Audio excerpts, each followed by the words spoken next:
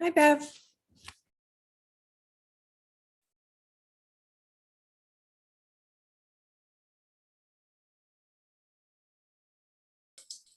Hi, Chair.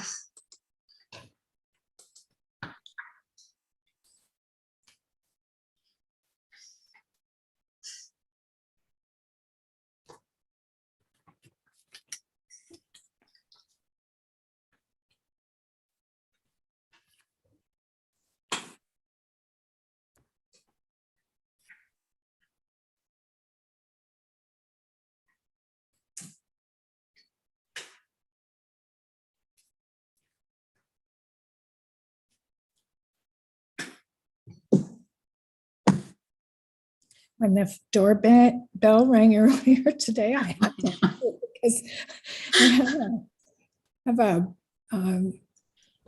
pump for the sewer system is broken. Oh, And okay.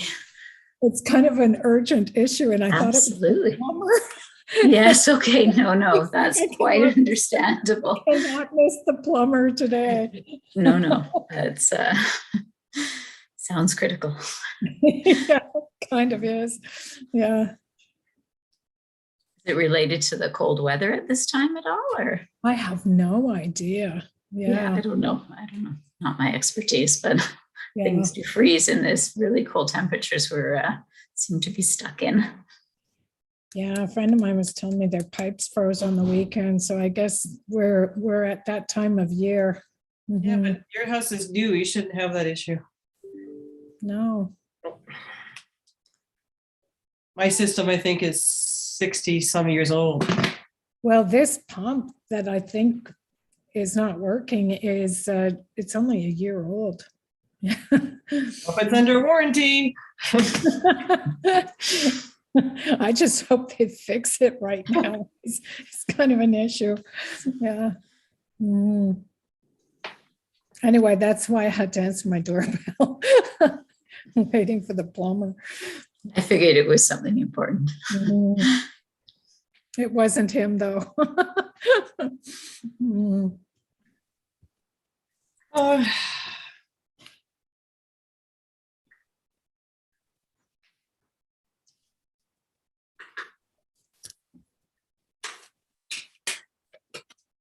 I'm just waiting for the clock to hit 4 and then I will start the meeting. Okay.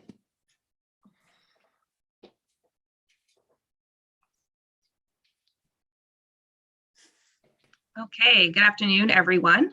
I would like to call the meeting to order for January 24th, 2022. I'd like to recognize that Ottawa is located on unceded territory of the Algonquin and Anishinaabe Host Nation. The peoples of the Algonquin and Anishinaabe Nation have lived on this territory for millennia. Their culture and presence have nurtured and continue to nurture this land. The Ottawa Police Services Board honors the peoples and land of the Algonquin and Anishinaabe Nation. Today, Ottawa is home to approximately 40,000 First Nations, Inuit, and Métis people. Ottawa's Indigenous community is diverse, representing many nations, languages, and customs. The Ottawa Police Services Board honors all First Nations, Inuit, and Métis peoples and their valuable past and present contributions to this land. We are currently broadcasting on Zoom and live streaming on YouTube. Given this meeting is being held electronically, I want to caution that there is a possibility of technical difficulties. Should we receive any disruptions, I would ask that everyone remain patient as we work to fix the issue and resume the meeting as soon as possible. In accordance with Section 28 of the Police Services Act and our own procedural bylaw, the board is required to elect a chair and vice chair at its first meeting each year. At this time, I would like to open the floor to nominations for the position of chair. Member Smallwood. Thank you. I'd like to nominate Diane Deans, Councillor Deans as chair.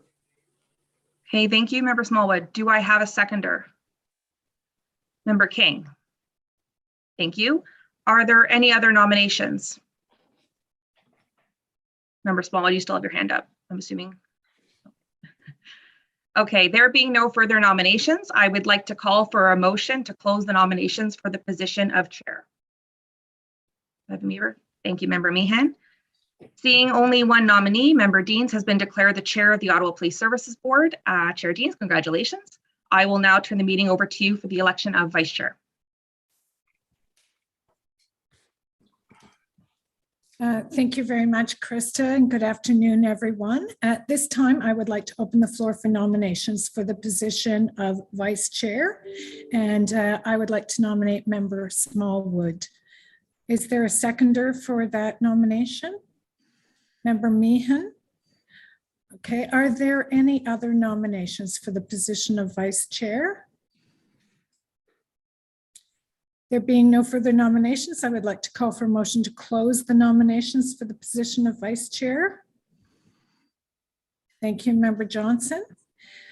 Okay, seeing as there is only one nominee, I will declare Member Smallwood elected as the Vice Chair. Congratulations, Member Smallwood. And we'll now proceed with the confirmation of the agenda. So that the Ottawa Police Services Board confirm the agenda of the 24th of January, 2022. Is this item confirmed? Confirmed. Confirmed, thank you. And minutes 48 of December 20th. Are the minutes carried? Yep. Carried, thank you. Committee meeting reports from the committee chairs and minutes. I'll now call upon the committee chairs to provide a brief update on the meetings that were held this month. As the chair of the Policy and Governance Committee, I can advise that we met on January 10th to discuss the status of the board's 2021 work plan, the board's draft 2022 work plan, as well as some housekeeping amendments to the board's procedural bylaw. I have seen some comments over the past few days regarding the proposed changes to the procedure bylaw, particularly those in section 31, which pertain to the hearing of delegations. I want to clarify that the exception of the change to the deadline for registering to speak, with the exception, of the change to the deadline for registering to speak, the remaining amendments are not new. They simply reflect current practice and are meant to provide additional clarity. The purpose of delegations has always been for board members to have an opportunity to hear from the public in order to assist them in their decision-making. I have stated repeatedly in previous meetings that delegations are not intended for back and forth dialogue. The previous version of the bylaw also noted that board members were to keep their comments to either asking clarifying questions or obtaining additional information and not entering into debate. In previous meetings, there have been occasions where both panelists and delegations have gone beyond what is prescribed in our bylaw. We have therefore attempted to provide additional clarity to all parties through the proposed amendments to our procedure bylaw. We recognize that members of the public would like to dialogue more with the board, and that is why we hired PACE to help us develop a strategy to create spaces for those discussions. The board's monthly meetings aren't structured or intended to be spaces for public deliberation, as they are business meetings. We'll be hearing from PACE a little later on in the agenda in terms of their final recommendations on how the board can address its current community engagement gaps. I'll now call upon Vice Chair Smallwood to provide an update on the last Finance and Audit Committee meeting. Vice Chair Smallwood, over to you. Thank you, Chair, and thank you for re-electing me, board members. So we met on the January 11th. Finance and Audit Committee met January 11th. We discussed the services 2022 audit plan, which is currently before the board for approval. The committee also raised questions regarding the findings of previous OPS annual audits, including the outcomes of the 2021 audit. As a result, the service has committed to providing the board access to those results by way of a report. In addition, there was discussion of the board securing its own independent financial advice. The committee will meet again in February to discuss this further. A date has not yet been selected. A full copy of the meeting's minutes is available online in the agenda materials for anyone interested in additional details. And that's my report. Thank you, Chair. Thank you, Vice Chair Smallwood. Are there any questions or comments on either of the committee reports? None received. Received. Thank you. We have some public delegations registered to speak today. If you're registered to speak on a specific agenda item, we'll be holding your delegation until we reach that particular item. Some delegates may be addressing multiple items or items not listed on the agenda. We'll start with their presentations. A reminder that only those who registered and were approved to speak will be permitted to address the board. When I call your name, you'll be able to turn on your mic and video. Each delegate has up to 5 minutes to address the board. The list of delegates on the agenda has been updated since last Wednesday when it was originally published. Prior to proceeding with the first registered delegate, I want to make a few comments to help facilitate a productive exchange today. We invite any and all residents wishing to address our board on matters within our mandate to do so. We see great value in the exchange of different ideas around policing and community safety more broadly. We ask everyone who is choosing to participate in our meetings to do so in a respectful, collaborative, and inclusive manner towards all participants. Each delegate was provided with a copy of our procedure, bylaw, and rules around the hearing of delegations. By registering to appear before the board, you are expected to follow these procedures. I'll now call on the first registered delegate, Robin Brown from 613-819 Black Hub. So Mr. Brown, if you could turn on your video and your mic.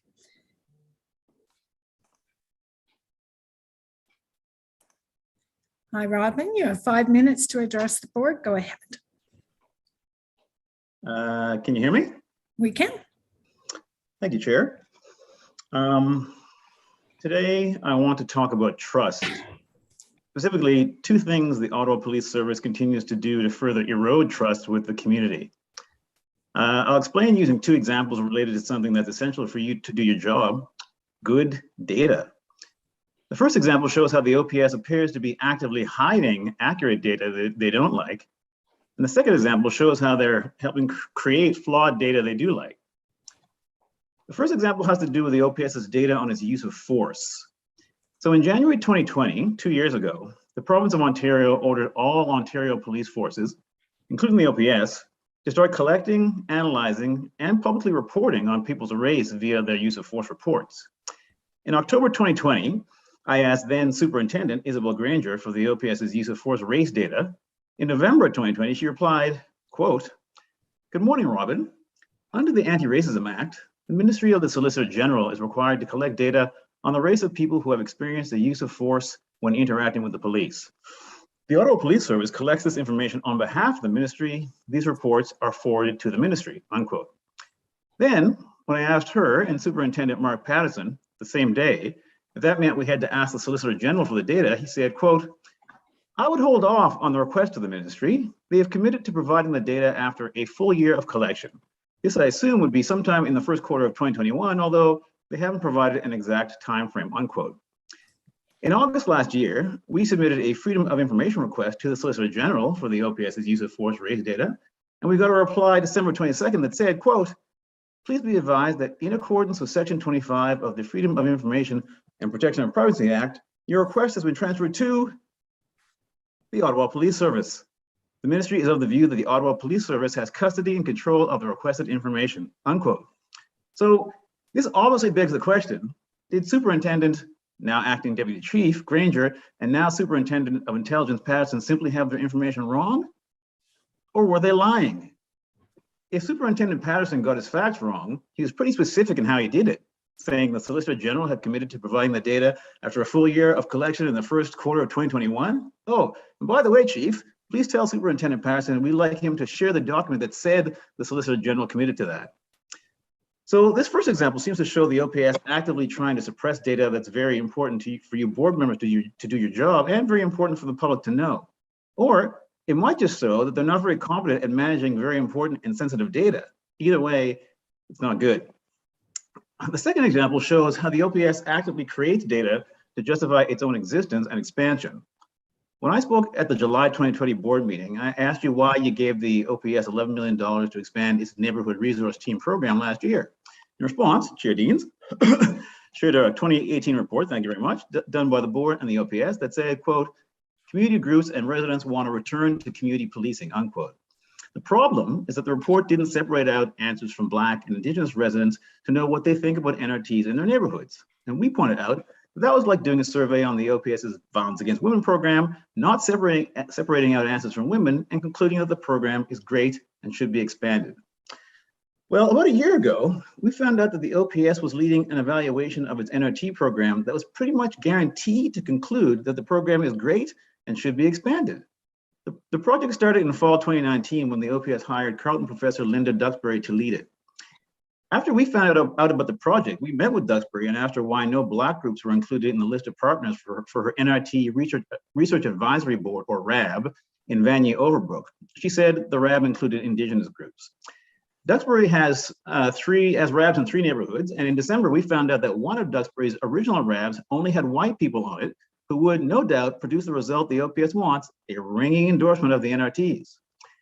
Duxbury's NRT project is yet another example of the OPS ensuring that anything that's meant to hold them accountable or evaluate them produces positive reviews they use to justify asking you for more of our money, just as they would have used Duxbury's flawed report to justify asking you for another multi-million-dollar increase next year. However, we filed complaints against Duxbury with both Carleton University and the Federal Ethics Board, and Duxbury suddenly killed the project 10 days ago. That's good, because to fulfill your mandate to ensure that the OPS provides adequate and effective police services, you must have credible, accurate data. To that end, we ask you to ask the OPS to immediately publicly release their use of force race data so that you can use it to inform the use of force review you hired Strategy Corp to do, and to put a hold on approving any funds for new weapons for the OPS, including the nearly $2 million for tasers the OPS is asking you to approve today until they release their use of force race data.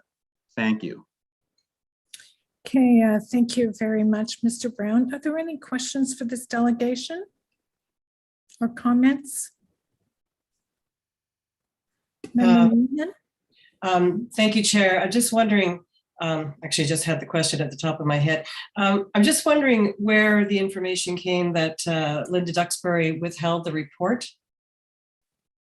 That's news to me. Withheld the report? Which report? You said the report on the neighborhood the policing reports. That you said that she didn't consult with any Black groups, Mr. Brown. So we have evidence that she's actively excluding Black groups, including us, from her consultations. Yeah, I can provide proof of that for sure. But are you saying that the report has been buried now? Because that's not my understanding. Sorry, so that she was doing a project, and the entire project has been canceled, so there will be no report. The report would have come, in my understanding, at the end of this year. I just wonder if I can get confirmation on that, because I did happen to read a Linda Duxbury report on neighborhood policing. So can you get clarification on that? That'd be news to me if she's actually produced a report already, because she was in the middle of evaluating it. So that would be news to me. Well, I'll try to figure this out, but thank you. Okay. Thanks. Okay, any other questions or comments? Member Johnson? Thank you, Chair. So you haven't been able, Robin, you haven't been able to obtain the information on use of force race data from the Ottawa Police Service. Have you been able to obtain this from any other? I'm not saying that you necessarily have time to do this, so I'm asking this respectfully. I wondered if you had achieved that information from any other of the, say, Big 12 police forces on police services in Ontario. Thank you. Great question. Actually, I recently requested it from the Toronto Police Service, and they said they'd get back to me. So we'll see how that goes. But that was a recent request. Thank you. That's all, Chair. Okay. Anyone else? Seeing none, thank you very much, Mr. Brown. We appreciate you being here today, and we will move to Megan Potess.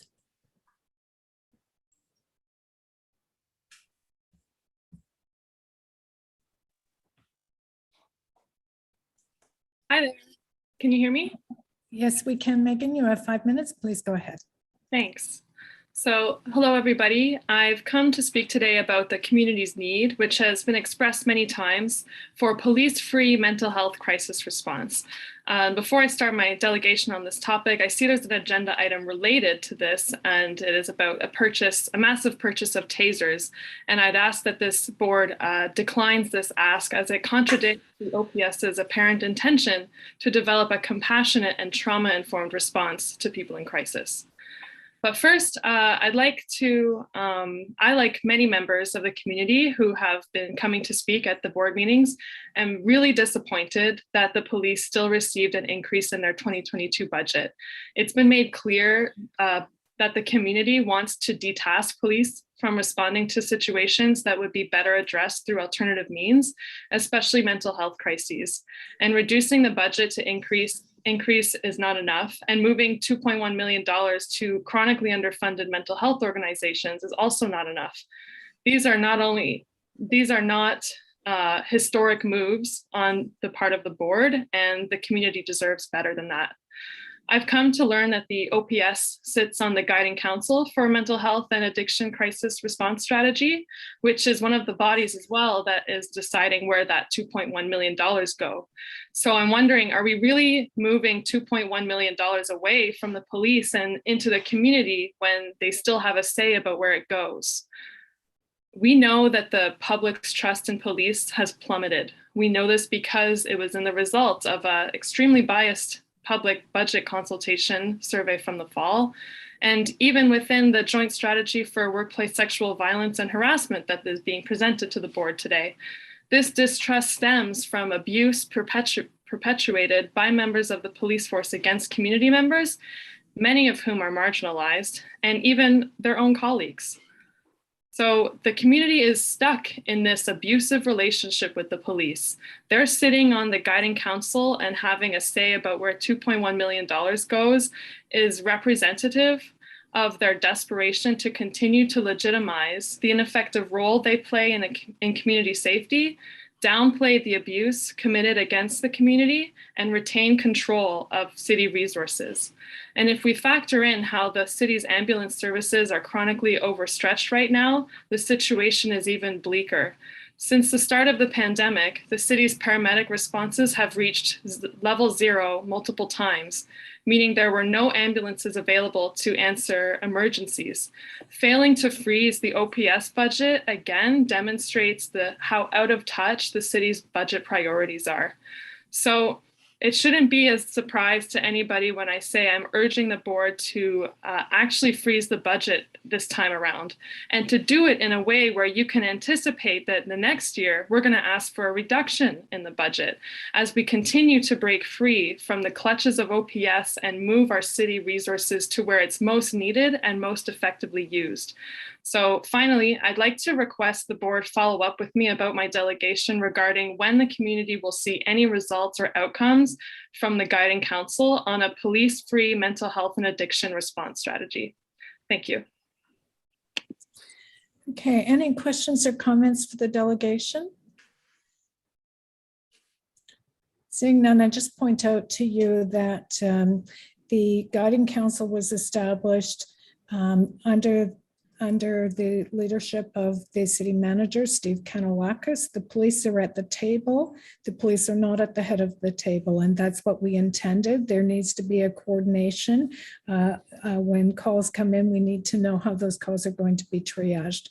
But we very specifically moved it away from police to the city manager's office to give more independence. But we also recognize that police are important players in all of this territory and need to be there. So thank you very much for your delegation today. We appreciate it. And we will move on to Mara W.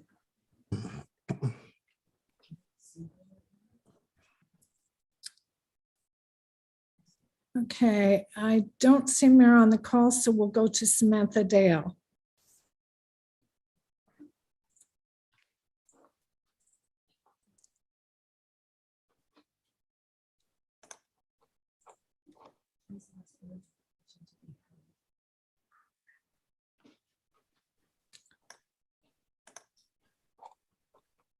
Okay, she asked for her delegation to be held until after Mara, but Mara's not on the call, so I'm going to call Jack Belmar.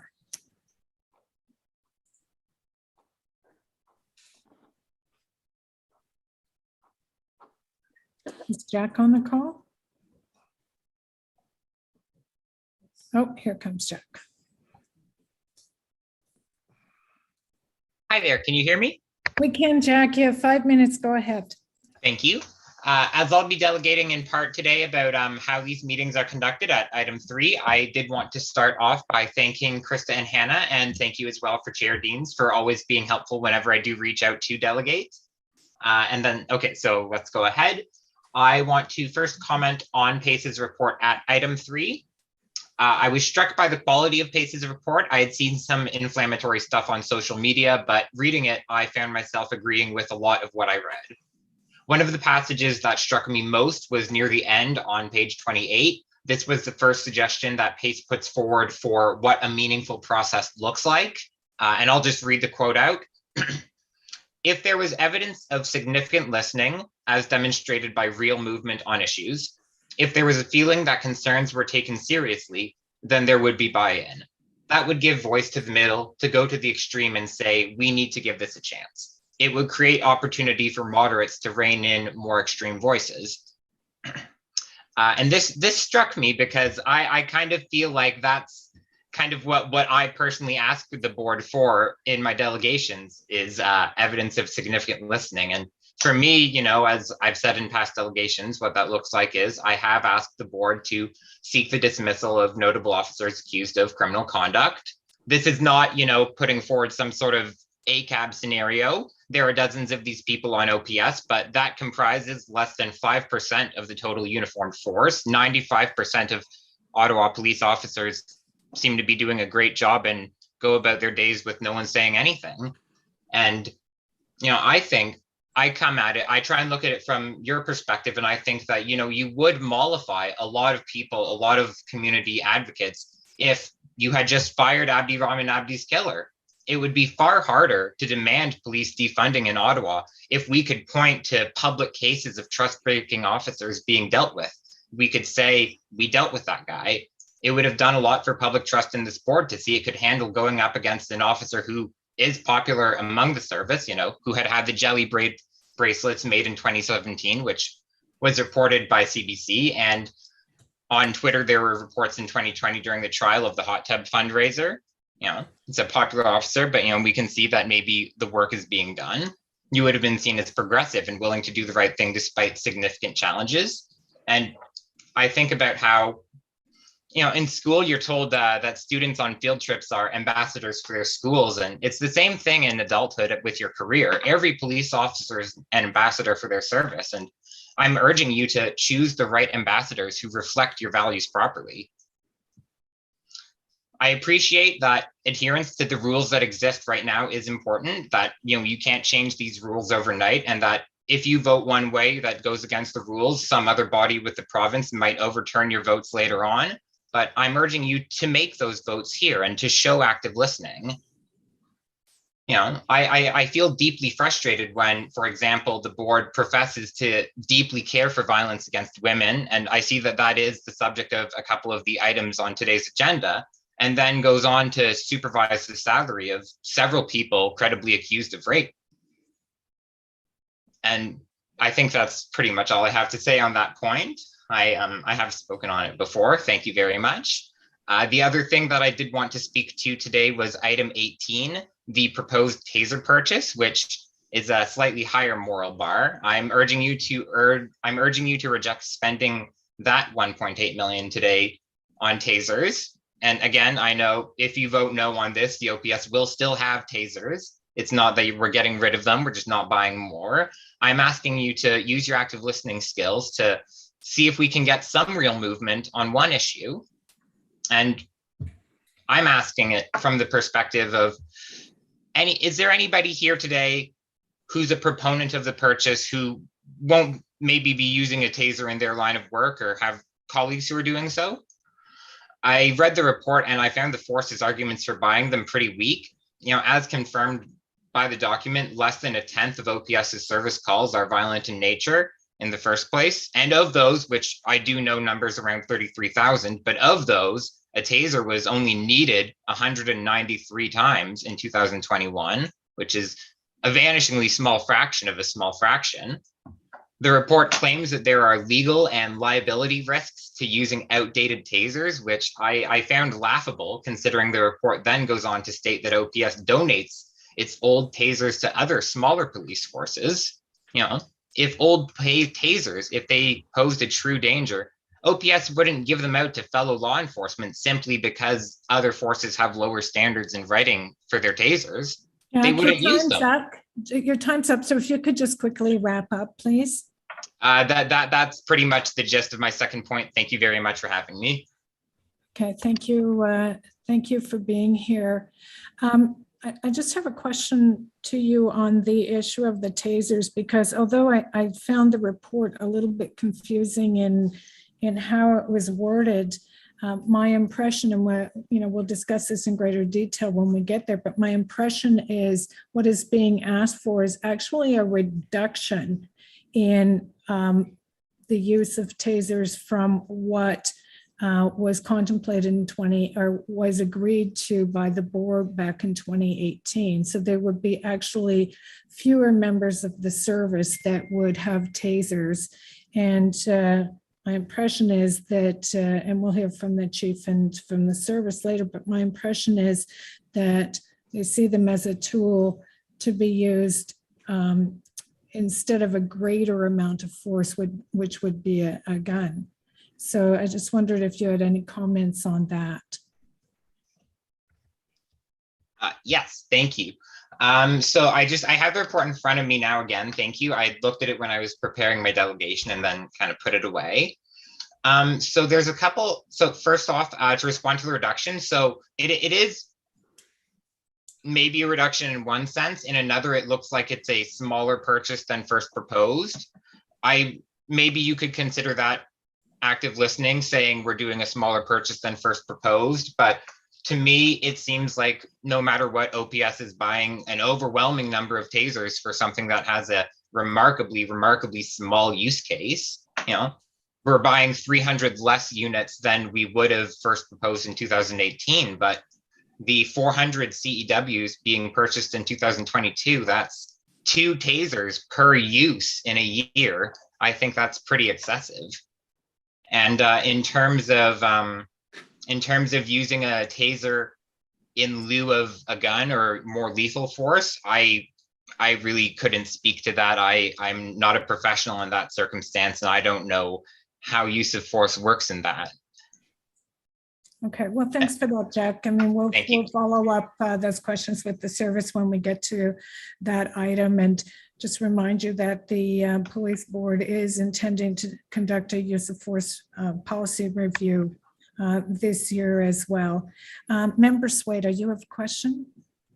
Thank you, Chair. Yeah, I guess it's a question regarding something the delegation said, but it's more towards the chief. Is that okay? Yes. Okay, Chief, the delegation mentioned, and also in the report mentioned that the taser was used, or the CED was used 193 times. Now, if a CED was not used, what would be the alternative for an officer in a situation? Member Sweda, that question is absolutely in order, but if you wouldn't mind holding it until we get to the CEW item on the agenda. As I just indicated to the delegation, I'll follow up on his issues that he raised when we get there, but we're not on that item right now. So just if we could ask all those questions at the same time, do you mind? No problem, Chair. I'll withhold the question till it's time. Thank you. Anything further from the delegation, or any questions? Member Meehan? Oh, you're on mute.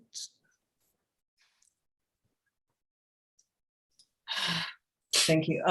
Maybe you could just reiterate for our delegate our inability, or how we are prohibited from suspending or terminating officers, that we do not have that power under the Provincial Police Act. Yeah, I think that's well known. We have written to the province, as has City Council, asking for that right to be able to terminate as opposed to suspend with pay. We do not currently have the right to suspend without pay or terminate in that way. Anything further, Member Meehan? Okay. Seeing no one else, thank you, Mr. Belmar, for being here today. Is Mara W. now available? Is Samantha Dale available?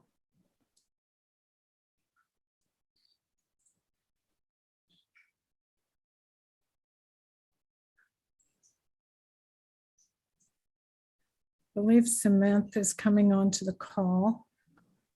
Hello, good afternoon. I ran in here. Don't want to miss the chance. Thanks. Okay. Woo. Okay. Do you think it's better that I wait a little bit, maybe, for the sake of everybody understanding me? Because Yeah, just take a moment to catch Okay, your I breath, appreciate that. Samantha. Let me You come back are up. the last delegation, so because Mara W. does not appear to be on the call, so you're the They can last come after. delegation. I'd appreciate if you could give me a few minutes. I'm on the call and I will be ready in 5 minutes. No, unfortunately, this Go is into it. the agenda Count my 5 item. minutes. Thank you for understanding. Go ahead. Count my 5 minutes now. Let's go. Where's 5 minutes? All right. So you don't want to wait. So you guys just talked about the tasers, or you guys just talked about how you cannot put any restraints on people or on the police officers, considering their misconduct. So then why do you get to choose to increase or freeze, which you will never do, or decrease the amount that police officers get to get their tasers, to get their intelligence projects up, which we will never know the details of? How come you get to do that? Question one, since we won't be able to ask questions from now on, I'm going to exhaust that. So that's the first question. Why are you able to do that? Why do we have so many officers on paid leave? Also, to take a 5-second moment for John India Schmay, the young boy who was killed after participating in a witness protection program with the Ottawa Police Services. Some could say blood is on their hands. So I'm just going to have a little 5-second moment for that because nobody's talking about it.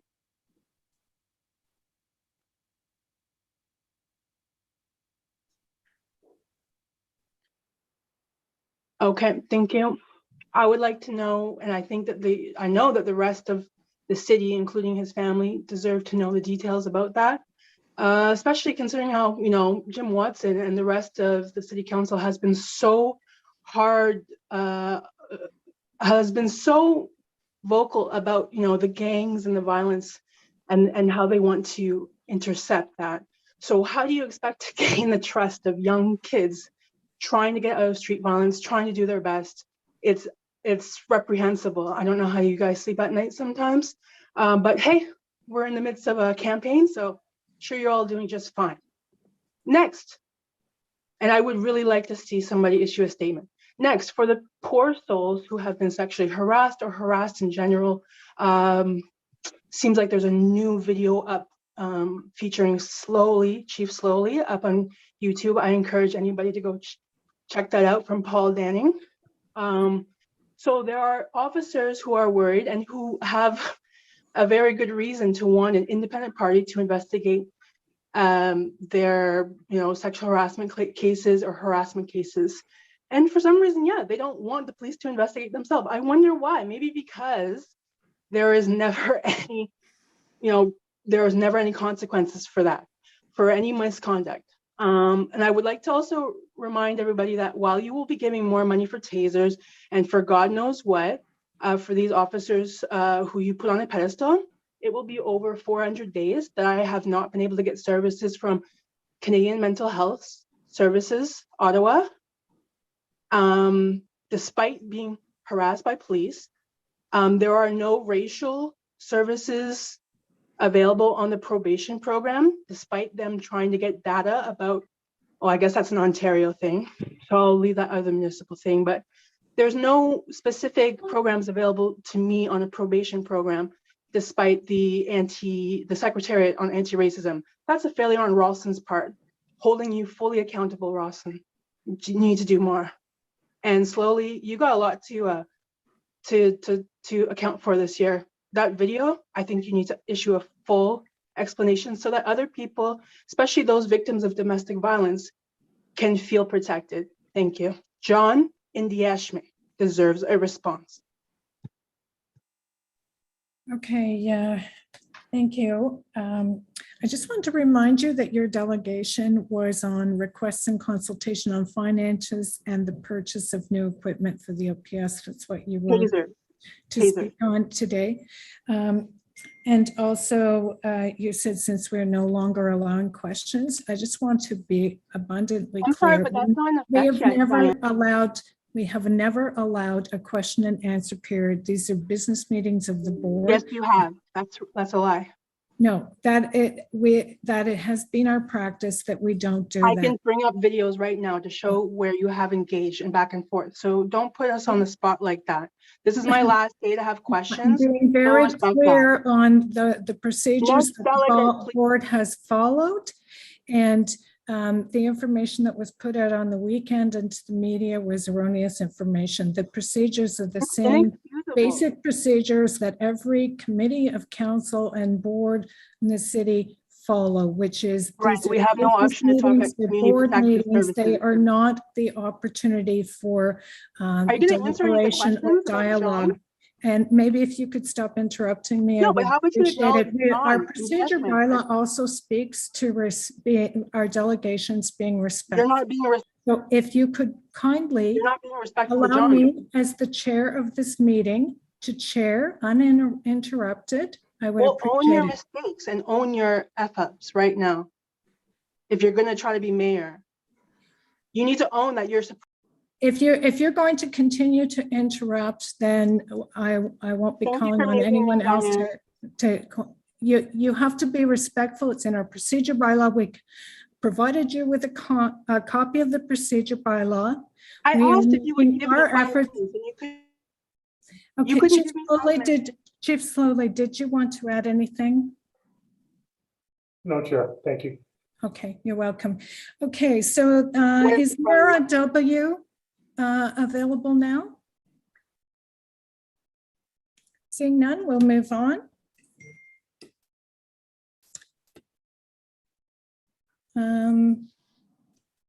If you're registered to speak on an item, you will be called when we reach that item.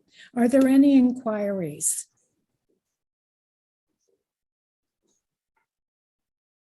Member Small. Yes, I had an inquiry. I'm wondering if we could be told when we will be getting the use of force race data and what period it will cover. Thank you. Chair, through you, did you want me to respond to the Vice Chair's question? If you're in a position to respond to it now, or you can provide it in writing, whichever you prefer. No, it's on the February agenda. The full report will be before the board on the February agenda. Okay, is that satisfactory, Member Smallwood? I just wondered if the chief could tell us what period that will cover. I'm going to turn to Blair Dunker. Blair, can you just confirm the period? Chief, I'm not sure, but I'll check now. It's being checked and I'll get back to you in a second. I can let you know that it'll be the 2020 data that will be covered. So I think I heard that as being 2020. Yes. And so when would we be getting the 2021? I assume since it just finished. Is there any idea when that next report would be coming? Just so I get an idea of what's the delay on the issuance of these reports. So we're getting the 2021, but that would appear to be like 2 years later. Yeah. So, Vice Chair, there were a number of delays. A lot of it regarding the budget taking up a lot of time at the end of last year. I'll now take it as an inquiry. The use of force report for 2020 will be presented at the February board meeting. The 2021 will respond back as an inquiry. Great, thank you very much. Thank you. Any further inquiries? Seeing none, we'll proceed to the consent agenda. We'll start with the chair's verbal report. This item will be held and we'll return to it. Item number 2 is the chief's verbal report, also going to be held. Item number 3 is the PACE final report, rethinking engagement, supporting the shift from police force to police service. And that this item, there is a presentation, so we'll be holding this. Item number 4, advancing culture joint strategy, workplace sexual violence and harassment future state program. This item 2 is being held for presentation and for public delegations. Item number 5, the 2022 Canadian Association of Police Governance Advocacy Survey. We need to have a discussion about how we're going to rank these items, so we'll hold this item and return to it. Item number 6, the board work plan 2022. Are there any questions or comments? Can we carry that item? Carried?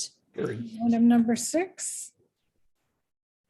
Okay, item number 7, notice of motion amendment to the procedure bylaw number 3 of 2014 to be considered at February 28th, 2022. This item is going to be held because there's a public delegation. Item number 8, phase 2 of strategy core procurement, use of force review and board strategic plan. Are there any questions or comments on this item? Member Sueda, do you want to hold the item or is it a short question? No, I'll hold the item, Chair, please. Okay, so number 8 will be held. Item number 9, 2022 annual audit plan. Any questions or comments on this item? Is the item carried? Carried. Thank you. Okay, item number 10, delegated authority for the extension of contract with Garda Canada Security Corps to provide security screening personnel at the Ottawa courthouse. Any questions or comments? Carried on the item? Carried. Thank you. Item number 11, 2022 business cases. Are there any questions on the business cases? That was a lot of material to read and digest. I want to make note that given the size of this month's agenda and the amount of material circulated as part of the agenda, should the board need more time to review these business cases before the service begins work, there's always an opportunity to discuss them again in February. So I don't know if you've all had a chance to read them. I know that you received an awful lot of material on Wednesday evening. So if there is anything after you've had a little bit more opportunity to look at them that you want to raise, we can consider that for the February meeting. Member King? I just wanted to briefly say that I'm appreciative of the material that was submitted. It was a tremendous amount of work, especially over the amount of time. So I just wanted to commend the service for the amount of work that was put into that. We saw that as a major component of being able to make informed decisions around these new initiatives. So I just wanted to thank staff for that. Thank you, Member King. And yeah, that was a lot of work and a lot of material. So received on item number 11? Received? Received. Item number 12, equitable work environment annual report. Any questions or comments? Received? Received. Item 13, secondary activities 2021 annual report. Received? Received. Item 14, public awards annual report 2021. Received? Received.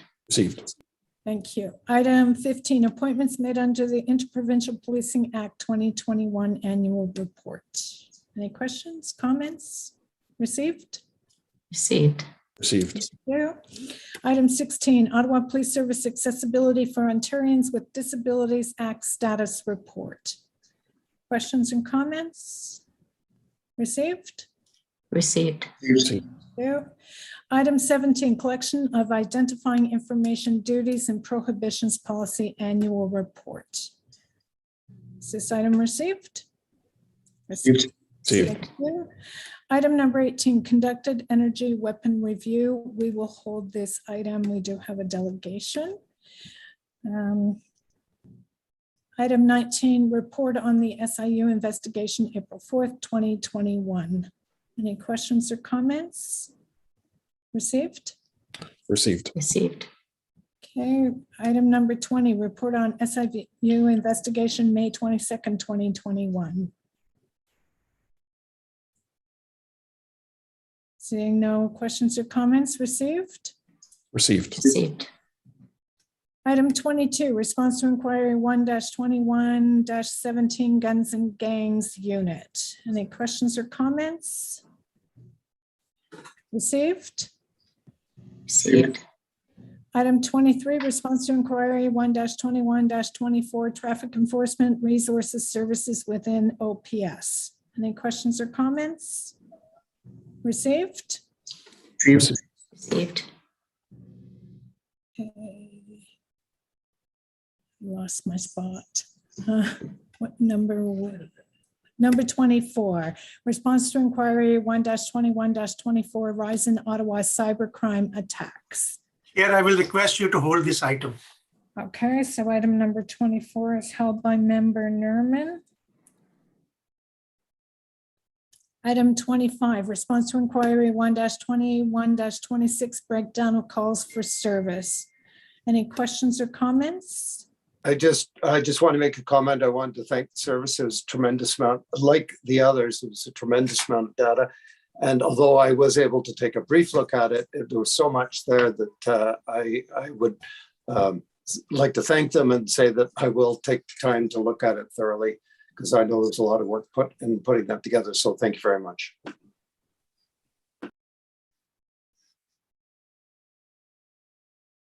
You're on mute, Chair. Okay, oh, sorry. Received on item 25? Received? Received.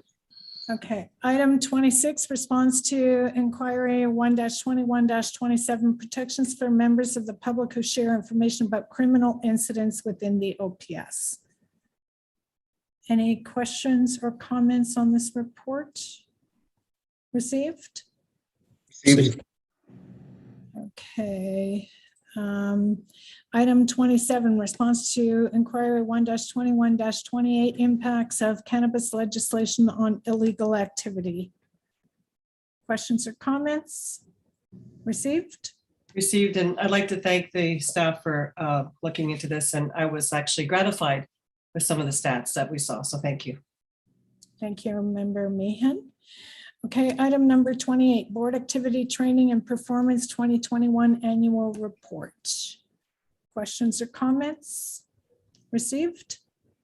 Received. Received. Item 29, Calendar Board Monitoring Requirements 2022. Questions or comments? Received? Received. Thank you. Item 30, Schedule of Conferences and CAPG Webinars in 2022. Received? Received. Received. Item 31, Outstanding Board Inquiries and Motions from January 2022. Received? Received. Received. And item number 32, Letters of Commendation. Received? Received. Received. Great. Thank you. So we'll now just go back to the first held item, which is the chair's verbal report. So Happy New Year to anyone that I haven't seen, and looking forward to lots of work this year. I know I speak for the entire Police Services Board when I say that we are ready and eager to move forward with our work plan. As those of you who closely follow the board's proceedings are aware, 2021 was a very busy and challenging year. One area of focus was changing the way we engage with the various communities we serve. And in 2021, we hired PACE to support the work in developing new processes for engaging the community. Today, we're receiving the final report from PACE, including a number of recommendations that will address the community's increasing desire to engage in a more meaningful dialogue with the board. We hope to be able to implement recommendations from this report early this year, including the introduction of a public deliberative roundtable intended to enhance the board's ability to engage more deeply and meaningfully with the community. During the 2022 budget consultation process, we heard from a range of individual community members, community groups, and stakeholders who told us that they want to see improvements in the way that police engage with diverse, marginalized, and racialized communities. We also heard that there is a strong desire for new approaches for responding to social issues to bring about better outcomes. Conversations about the future of policing within the context of community safety and well-being featured prominently throughout the 2022 budget process, and the insightful feedback shared by community will be incorporated into the board's new strategic plan. This will be a central focus for the board over the next few months. As the oversight body, we must hold the service accountable to a high standard. We must clearly set the direction, strategies, and expectations that reflect the change we are seeking. In 2022, the board will also complete a review of our use of force policies, review the Truth and Reconciliation Commission's calls to action, and continue working with the OPS as the Safe Workplace Action Plan is rolled out. The board remains committed to an agenda of change and recognizes that it must be brought about swiftly and thoughtfully. At this point, I would like to take some time to speak about the recently released report on the Joint Strategy on Workplace Sexual Violence and Harassment and associated Safe Workplace Action Plan that incorporates all 18 recommendations outlined in Reuben Tomlinson's final report. As the employer, we need to provide a safe and respectful workplace that values the women and men who contribute to the well-being of our community every single day. Various forms of gender-based violence have been normalized in our society for a long time, and this includes sexual harassment in our workplaces. Society at large has a lot of work to do, and so does the Ottawa Police Service. From the time that this project was launched in 2020, the board has been resolute in our commitment to work tirelessly to change the existing culture prevalent within the OPS that enables sexual violence and harassment to occur. The board is fully supportive of the action plan that will serve as a roadmap to facilitate the much needed culture change that will enable the service to better prevent and respond to sexual violence and harassment in the workplace. I would like to acknowledge and thank all of the courageous members who came forward to share their stories. I know how difficult coming forward was. I also know how important your stories were in laying bare the issues that exist in the workplace. If we don't fully understand the issues at hand, we can't fix them. Your words and the hurt behind them have shaped this plan for combating harassment and sexual violence and promoting a better workplace for all. I'd now like to take a moment to acknowledge Member Nerman's reappointment to the Ottawa Police Services Board.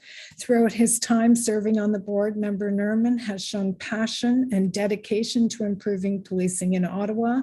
Thank you, Member Nerman, for your valuable contributions. I am confident that you will make many more during your future tenure on the board. And finally, I'd also like to give a hearty congratulations to Member Nerman on receiving the United Way's 2022 Community Builder Award. This is a wonderful recognition of the many ways that Member Nerman gives back to the community and to create stronger and healthier communities. So congratulations, Member Nerman, and thank you. And that ends my verbal report. Member Nerman, did you want to ask a question or comment? Just to acknowledge, thank you, Chair. And I'm really pleased to be reappointed to the board, and I look forward to be working with all the members of this board, Chief, Service, Command, OPA, and to supporting the leadership of you as a chair and the vice chairs. Thank you. Thank you very much, Member Nerman. Any other questions or comments on my verbal report? Seeing none received. Okay, thank you. Item number two is the Chief's verbal report. So Chief, over to you. Thank you very much, Chair. Providing acknowledgement on behalf of the service. Ottawa was built on unceded Algonquin Anishinaabe territory. Peoples of the Algonquin Anishinaabe Nation have lived on this territory for millennia. Their culture and presence have nurtured and continue to nurture this land. And the Ottawa Police Service honors the peoples and land of the Algonquin Anishinaabe Nation. Chair Deans, Vice Chair Smallwood, congratulations on your re-election to your leadership positions. The full service command team and myself, we look forward to working together with you and all the board members to advance the governance and oversight of the board in regards to service. This is especially important during these times of change and challenge. We'll support the board on its strategic plan, its use of force review, and all the other important processes, including the budget build for this year. Again, we want to thank all the members, you and Vice Chair Smallwood, for your support and dedication. This is a volunteer group on a very challenging board that provides essential services to 1 million people in the nation's capital. I wanted to recognize that formally after the vote from earlier on. The next thing, I too will join you in comments in regards to the Safer Workplace Action Plan, but I will do that by way of introduction to the item that's been held for later on in the board meeting. So I'll save my comments until then. Next, I would like to recognize Staff Sergeant Peter Daniluk, who holds the position of Service Sergeant Major within the organization. Pete Daniluk is like many Canadians from coast to coast. He has served in our military. He served in active combat in Bosnia during the conflict in the mid to late 90s. After a successful career with the military where he achieved high levels of rank and responsibility, he turned his public service desires to policing and joined the Ottawa Police Service, where he has served and protected for over 2 decades and is concluding his career as a Service Sergeant Major, one of the most important and influential positions within the organization to advance culture and, quite frankly, to advance all of the board's current service priorities. He is, like many police officers in the service and across this country, never seeking the limelight, does his work on a daily basis, on a 24/7 basis, without seeking or receiving accolades for the lives saved and the lives changed along the way. He represents the best of policing in this country and the best of our police officers and service members in this organization. He has my significant and unyielding gratitude and appreciation for all he's done in this city and for the profession of policing. He's respected not only within the Ottawa Police Service, but well beyond, as he builds out and rebuilds the program of Service Sergeant Major within policing across this country. And he's been recognized as such over the course of his career. Chair, I'll conclude my comments with this. Since the board last met in December 2021, we've continued on a 24/7 basis. That's been through the entire period of the advent of Omicron as the latest and most virulent strain of the COVID vaccination. We provided the board with an update on our current state in terms of the members who've contracted the virus and been isolating, and the challenges and struggles of staffing during this difficult time, as all other organizations have faced. I also want to recognize the hundreds of members who took part in the tragic circumstances of the Maryvale explosion, including our incident commander, Inspector Frank Daoud, but that includes our frontline members who responded within minutes of the explosion, our traffic officers, our neighborhood resource team members, our special events planning team, our IDENT officers who had to navigate an extremely dangerous set of circumstances to support the work of the coroner, the fire department, the ambulance services, and many other agencies tied up in that event. It also took place during one of the coldest spells in the last decade in Ottawa, and during 2 blizzards that hit the city. It would be an understatement in any way for me to describe the working conditions and the tragic conditions around which our members contributed and are still contributing to that event.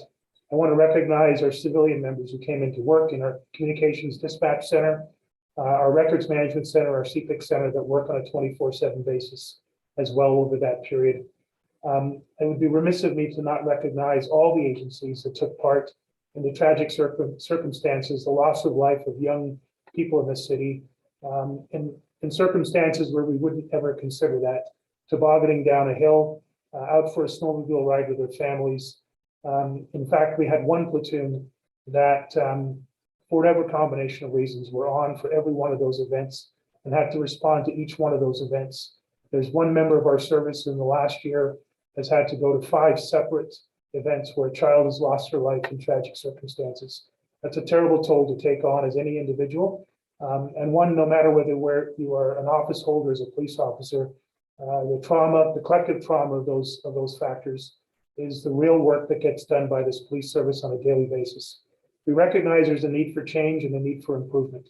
I also ask the board to continue to recognize the selfless acts of service that happens on a daily basis, none of which ever come to any real recognition here, but all of which gets done on a daily basis nonetheless. With that, Chair, you have our commitment to continue to advancing this organization and advancing community safety well-being in the city for every resident of the city, regardless of the circumstances we find ourselves in. I'll turn things back over to you at this point, Chair. Thank you. Okay, are there any questions or comments on the chief's report? Seeing none, I think I heard you correctly, Chief, say that the service doesn't feel they ever get any recognition from the board. I hope that's not the case. The board recognizes and appreciates the many efforts of the police service and the men and women who keep us safe every day. So I hope you will pass that sentiment on behalf of the board on to your members. Thank you, Chair. I just to be clear, that's not what I said. I said we hardly get that recognition. The board, yourself, have been very complimentary. I would encourage more, but you certainly have been. And that's why our commitment is to work with you. I think we need to recognize our members even more, and I'm grateful for the efforts the board has made. Thank you. Okay, thank you, Chief. Received on the Chief's report. Thank you. Received. Thank you. So before we go to item number 3, we just have to go back to item number 21, because as we were going through the consent agenda, I jumped over to item 21 inadvertently. So it was the SIU report from July 15th, 2021. Did anyone have any questions on that one? Can we receive that one? Received. Received. Thank you. Sorry about that. Okay, so now we will continue on with item number 3 on the agenda, which is the PACE final report. I want to take a moment to welcome back Greg Jodang of PACE Consulting and Dr. Don Lenihan of Middle Group Policy Research. Greg and Don last appeared before the board in October last year when they presented their draft report to the board. They're back today to present their final recommendations. And so Greg and Don, thank you for being with us today. We look forward to hearing your recommendations, and I'll turn the floor over to the two of you. Hello, thank you very much for hearing from us today. So we have tabled our final report, which is our Rethinking Engagement, supporting the shift from police force to police service. I only have a very brief verbal presentation for you today, as I have appeared before the board to present to our draft committee, which included a presentation on our recommendations. So I'll try to keep it brief. As you mentioned, Chair Deans, we were retained in June of this year, or sorry, 2021, to recommend a new process for how the board engages with the community. The focus was to start where there was a recognition that trust was at the lowest with racialized communities in Ottawa. So our starting point in our report and our recommendations was to look at how to come up with a process that would be deemed fair, transparent, open, and welcoming to racialized communities in Ottawa, which would end up with a process that would be fair and open for all. The core of our recommendations really center around creating 2 streams of engagement for the board. So one is a consultative stream, and the other one is a deliberative stream. We go into that, explaining the difference between consultation and deliberation in our report. And as part of the stream around deliberation, we've also recommended that the board establish a deliberative roundtable that would lead the deliberative engagement process for the board seek information from the community.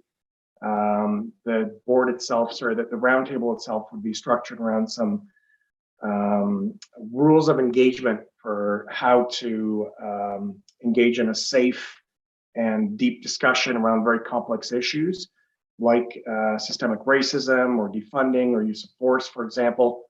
And that deliberation would be the mechanism or the methodology for which the trade-offs and the solutions would be found around those issues.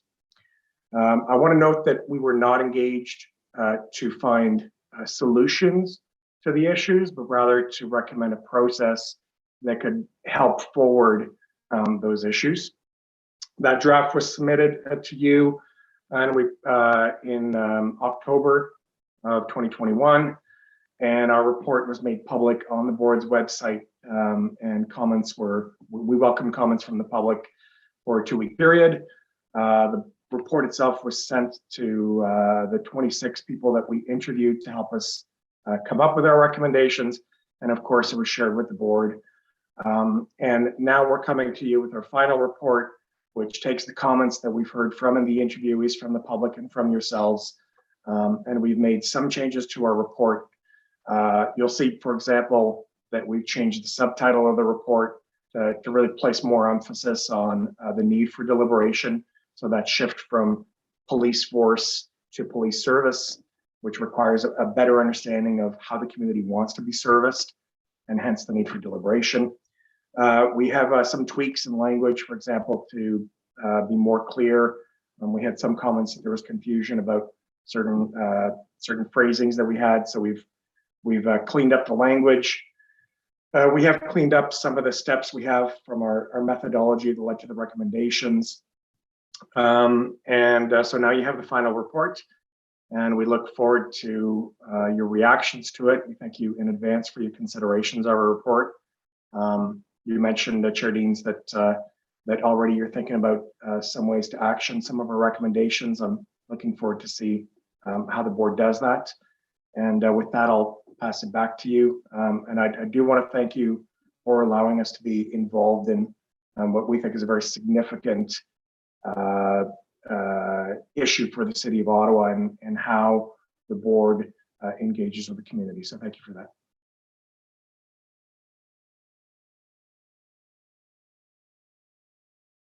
I'm sorry, Chair Deans, I think you're on mute. Yeah, I'm on mute. Sorry about that. Thank you, Greg and Dawn, both for the important work that you have done, and for the thoughtful consideration that I know has gone into this report and the recommendations. Board members, you will see the recommendation in the report today is to send this to the board's policy and governance committee so that we can develop an action plan. If we're to set up a deliberative roundtable, there are steps that we need to take to make sure that it's properly supported with some form of a secretariat, probably, that we have some moderator that would be acceptable to make sure that ultimately whatever it is that we do is advancing, I think, a better, more meaningful dialogue with the community, and that it's successful. So we really need to do this properly. But I think Potess has done an outstanding job helping us get to where we are today. So are there any questions or comments? Okay, Member King. Yeah, I just wanted to thank Greg for the hard work. During this process, as we were seeing the formulation of the report, I had noted that I really do think that this is an innovation, the idea of deliberative dialogue, which is a face-to-face method of public interaction in which diverse individuals eventually will be able to exchange and weigh ideas and opinions beyond the scope of these board meetings, as the chair had noted. I think that's very important because, just today, and we're going to see examples of this again today, we know that consultation is limited in the board format. And that's really, I think, a function of the way our parliamentary system works, that its members of this board and in the context of council as well. It's members who have privileges to speak to questions, to provide input, to provide motions, to make inquiries. And it's evident to us that we have heard from the community that they want alternate forms of public discourse that allows for us not just to talk to each other or talk, maybe talking at each other, but to actually sit down and think together and to work together. And I think that this report moves us in that direction. It basically looks at complementing consultation with deliberation. So I really want to thank you for that report. I think that this is an innovation that is worthy of this board. And I'd also like to thank all of my colleagues who have contributed to this process and to the community members themselves who have contributed to the report. Thank you, Chair. Okay, thank you, Member King. Anyone else? Okay, seeing no further comments, there are two recommendations there that we received the final report from PACE Public Affairs and Community Engagement and Middle Ground Policy Research, and refer the final report to the board's Policy and Governance Committee to develop an action plan to respond to the recommendations. Is this item carried? Carried. Carried. And again, thank you, Greg and Dawn, for your hard work. Very much appreciated. Thank you kindly. Okay, so we'll now move on to item number 4, events and culture, joint strategy, workplace sexual violence and harassment, future state program. Chief, I'll turn things over to you to introduce your staff who will be making the presentation on this item. And after the presentation, we have 3 public delegations before we go to questions and comments from the board. So Chief, over to you. Great, thank you very much, Chair Deans. And again, I saved some of my comments from the earlier global report just to align to this. Very shortly, I'll be introducing CAO Blair Dunker along with Superintendent Isabel Granger to provide the formal presentation.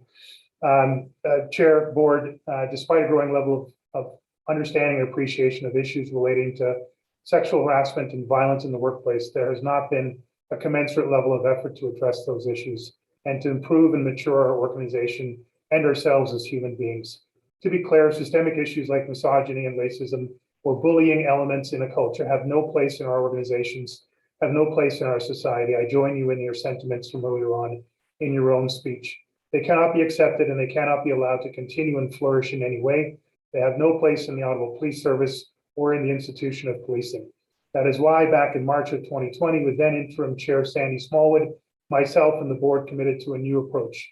What I felt was a different approach to really changing the organization around these issues. In May of 2020, the terms of reference called that produced the workplace sexual violence and harassment strategy were signed between the board and the service as a joint venture to address this together going forward. There were key elements in those terms of reference. First of all, it was a holistic review, one that would be informed from all previous related reviews like the diversity audit, the gender audit, the member engagement survey. We would not be starting from fresh, but rather informed by the historical context of these various surveys and reports. Secondly, it wouldn't be just the leadership of the organization conducting the review and determining the recommendations that needed to be prioritized. It would be equally informed by our own internal members across the organization at every rank, and particularly those who have been survivors of these incidents. And third, it would be an action-focused review, one where if we came up with ideas that could be implemented, we wouldn't wait until the end of the review before we would implement those ideas.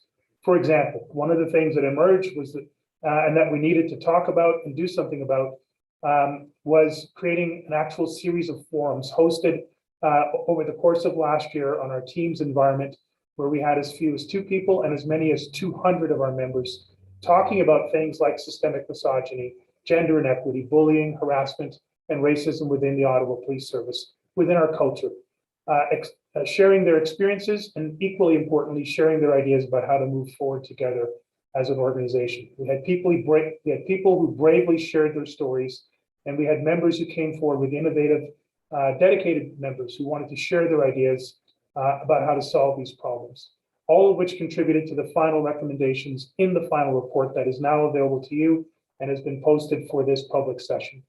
These ideas included bringing Ruben Tomlinson in prior to the end of the report, Recognizing the low level of trust with the intake and investigation processes within the service, the board and the service contracted Ruben Tomlinson. They came in and set up a third-party process, as well as conducting an overall review and providing the 18 recommendations.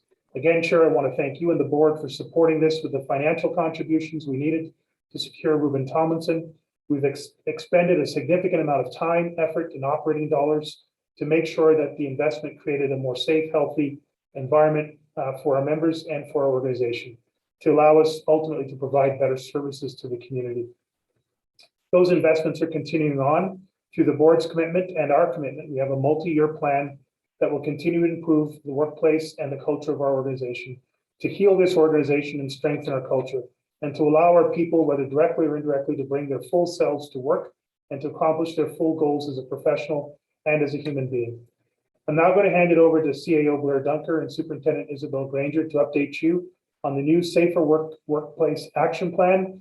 The OPS recognizes that sexual violence and harassment are just symptoms of a greater epidemic of gender disparity and other inequities.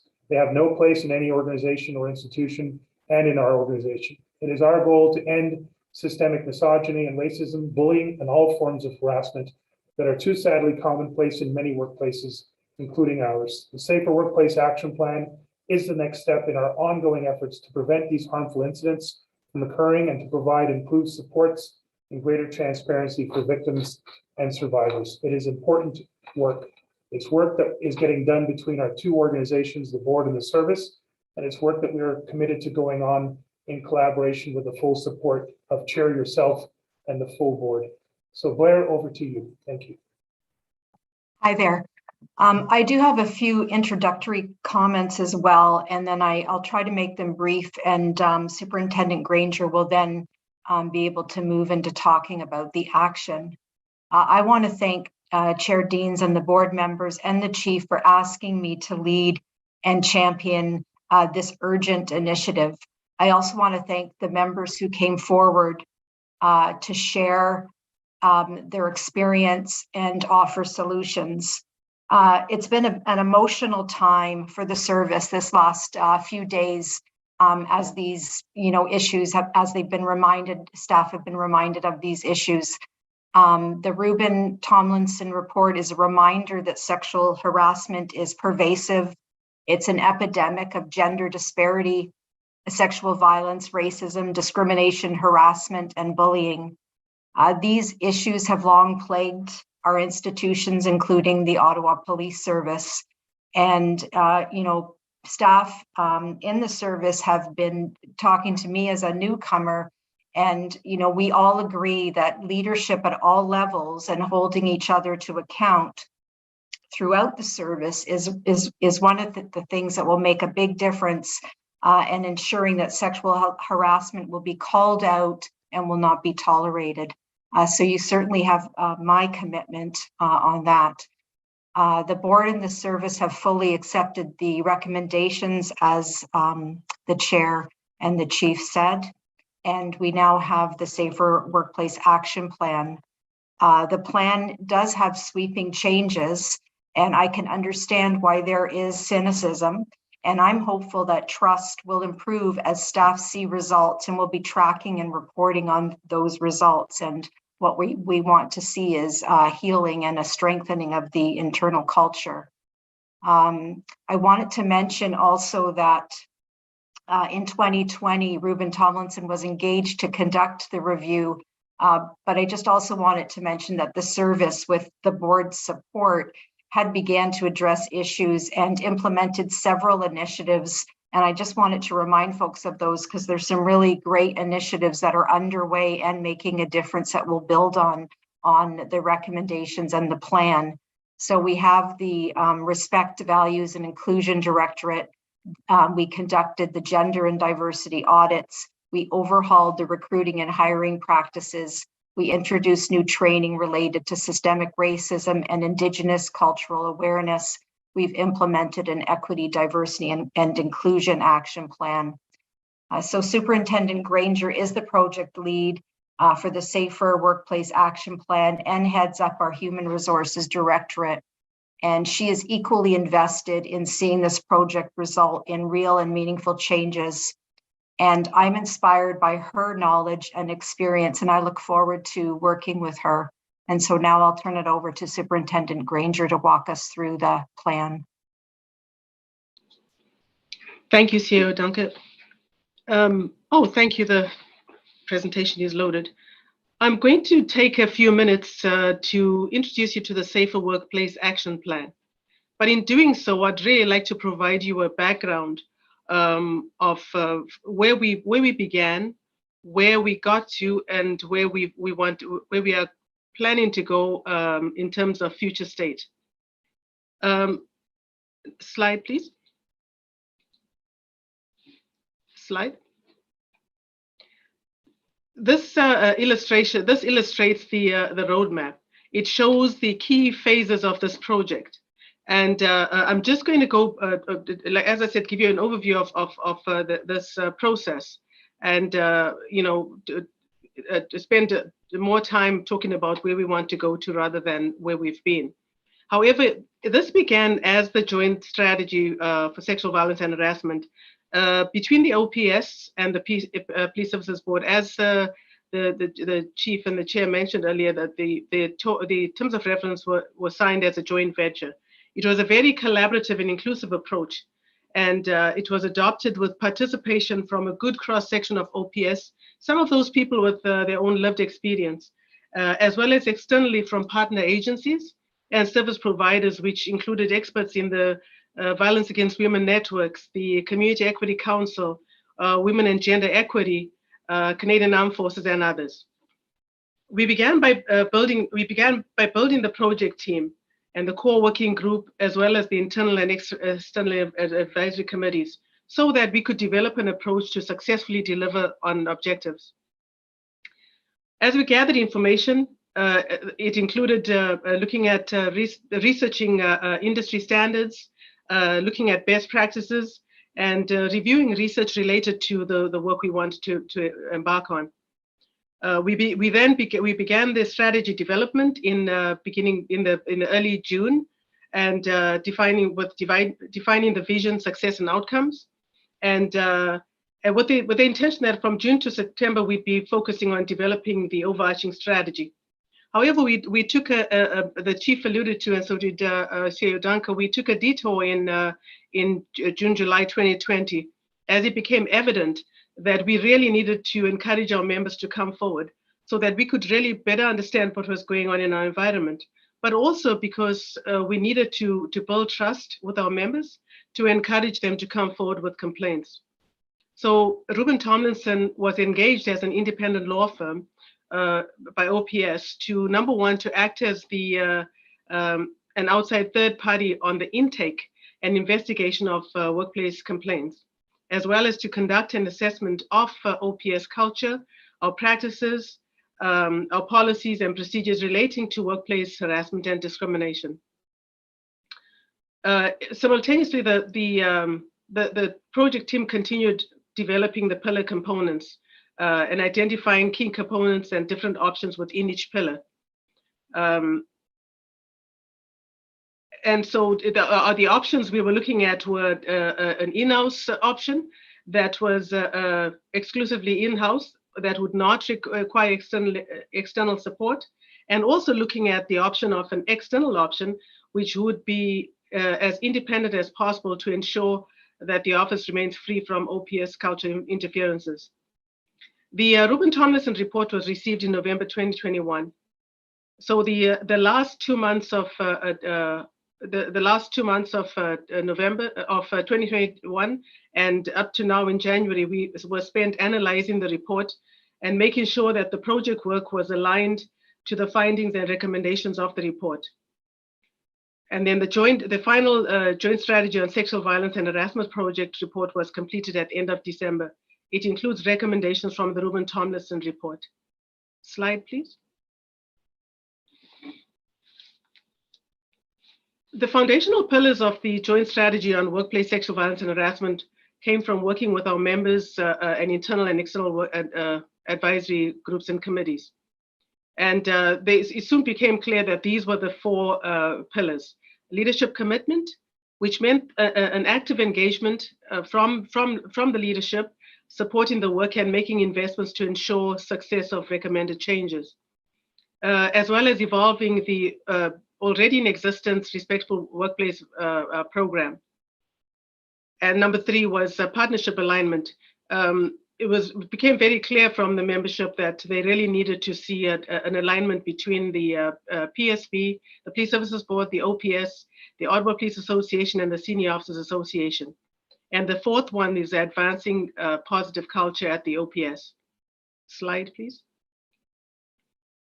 So the development of the Future States program has significantly been informed by the Joint Strategy for Workplace Sexual Violence and Harassment Project from 2020-2021, the Rubin-Tomlinson report, the Gender Audit report, which was in 2016, the Diversity Audit from 2019, the 2 member engagement surveys from 2018 and 2020, as well as the OPS Workplace Harassment Audit from 2020.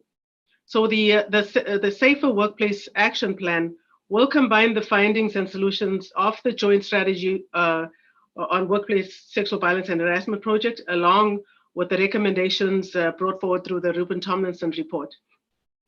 Slide, please.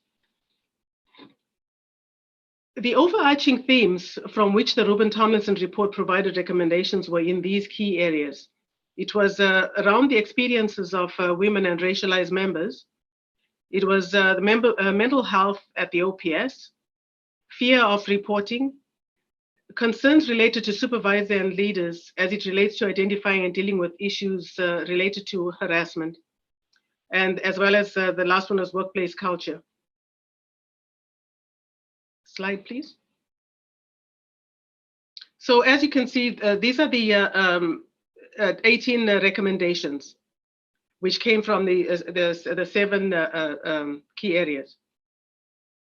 From these findings came 18 recommendations from the Rubin-Tomlinson report, which are grouped in 7 core action items. And they are really related to dedicating a senior OPS leader to lead and be accountable for the implementation of these recommendations, which includes development of key performance indicators, performance and progress measurements, just to make sure that the work was ongoing and that it was developing and that we could report on it. And it could be measured be measured. Strengthening and diversifying the OPS leadership team, restoring the workplace, which included looking at long-term hurts and healing long-term wounds, as well as resolving outstanding legal disputes.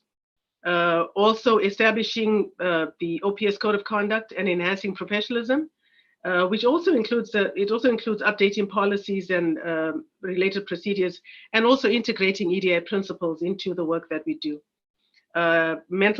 Increasing the mental health supports for OPS members, and making sure that interventions,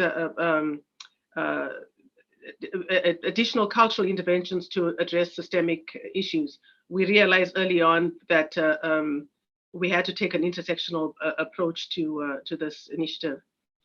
The one that I've left for last is recommendation 12, which was one of the key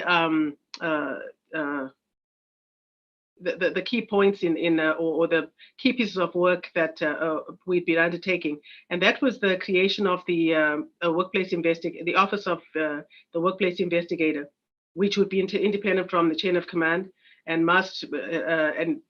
that has to be a lawyer or an adjudicator with employment law or labor as well as human rights background. Slide, please. So the Safer Work Action Plan aligns to the key components of which you can see outlined here, which is to prevent, understand, support, respond, and restore. The activities within these components directly support the foundational pillars of the Joint Strategy on Workplace Sexual Violence and Harassment, and to leadership commitment, as well as evolving the Respectful Workplace Program and partnership alignment, the 4 pillars. Also, a fully implemented program will be comprised of multiple elements, which include the formation of the Office of the Workplace Investigations, It includes work on policies and processes which are related to intake reporting, responding to complaints and issues, as well as service standards, as well as education and awareness and communication, as well as support services for all impacted in a restorative approach for victim, offender, the teams, and the whole of organization, and accountability.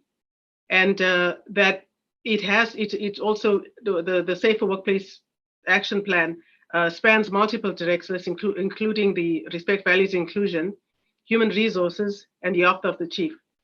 And it will transform the culture of the service as well as the cultures of management and leadership.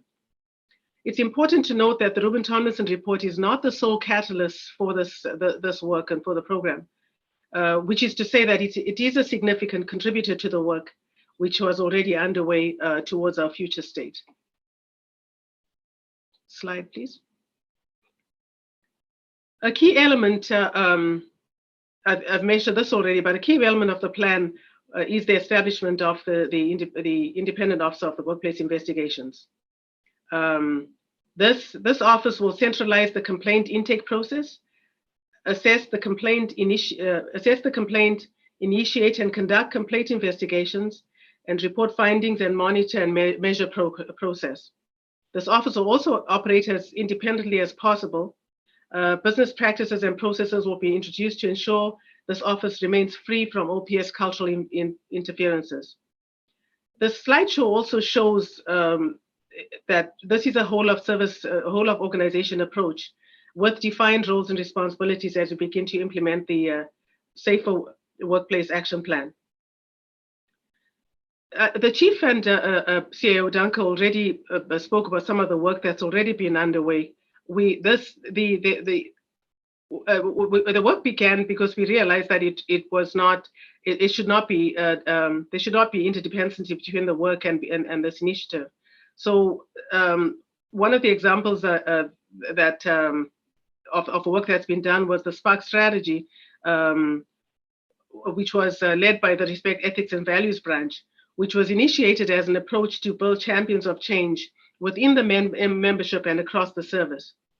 The Respect, Ethics and Values section introduced the Spark strategy to the service, and to date a total of 40 members, both civilian and sworn, have participated in these sessions, which are igniting the spark for change within the service, for members by members, and building critical mass from the ground up. As part of the Spark strategy, these champions have led and developed a communications approach related to building awareness and understanding harassment and sexual violence issues at OPS. We also have the active bystander train the trainer training, which is ongoing right now. The EDI action plan has several activities within it that links to this. Part of it was the leadership series that began in 2020, which is increasing cultural competency within the OPS leadership. Which also, one of the activities of that was the intercultural development inventory, which was administered by the CCDI, and the anti-racism strategy, which was already mentioned earlier on. So our focus right now is on delivery and implementation. We really want to build a healthy workplace, and we know that in order to do so, we have to be it's an ongoing commitment. The project team, the core working group, the internal and external advisory committees have all committed that they'd like to stay involved in this work. So we really are committed to implementing and building the action plan forward. Where we are at right now is we have a work breakdown structure in place, and we are beginning to transition from project to program and implementing the approach. So I don't have a plan to show you, but we are beginning the work to implement the recommendations and the plan. Thank you very much. Okay, so Isabel and Blair and Chief, thank you very much for the leadership that all of you have demonstrated and for the hard work. I know this is a huge project for us and that we are all very earnest in our desire to make things better inside OPS. And I think, it's demonstrated by the work that's going into this action plan and the commitment to it. So thank you very much. Chief Slowly. Chair, I know we have delegations waiting and there may be questions from the board. Just first of all, again, I just want to recognize it's the first time that I've been involved with a joint project like this between board and service on such an important piece of business. So I think it bears references. I appreciate your kind words for the leadership on our side of the equation. I restate the leadership from yourself, Vice Chair Smallwood, when he was acting in your place. I recognize the board placed Member Nerman as the representative on this work, and he was very active in those duties. And we've received a lot of great commentary from other members, including Dr. Johnson with her own expertise from a medical side on this. So, this is a whole of board, whole of service effort on a very, very important project that's going to take all the rest of our time in our respective offices. And then beyond that, leadership that needs to continue on well beyond when we step down from our current roles. And that's the only way you manage these systemic issues in an organization that is entirely where the work is being done by human beings and all of our weaknesses and strengths. So with that extra comment, I just turn things back over to yourself now for any questions or delegations. Thank you. We're going to hear from our delegations first, and then we'll entertain questions and comments from the board. So we'll start with Inez Halal.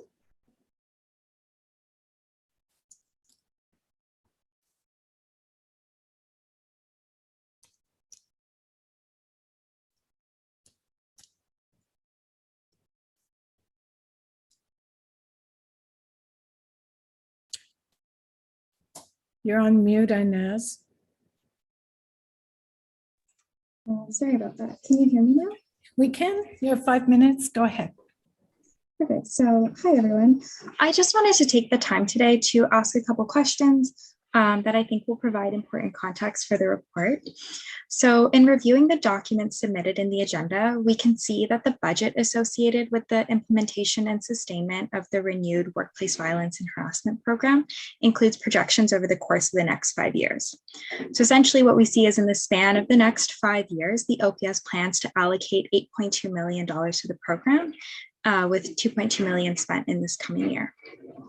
So I just wanted to clarify that money that's being spent is already included in the 2022 budget. And this is explaining how the allocation is being made, or is this an ask for additional funding to fund this initiative? In addition, I just had a few more questions when you break it up. So they show that there are resource costs and material costs. Is resource costs anything beyond staffing, and what is included in the material costs?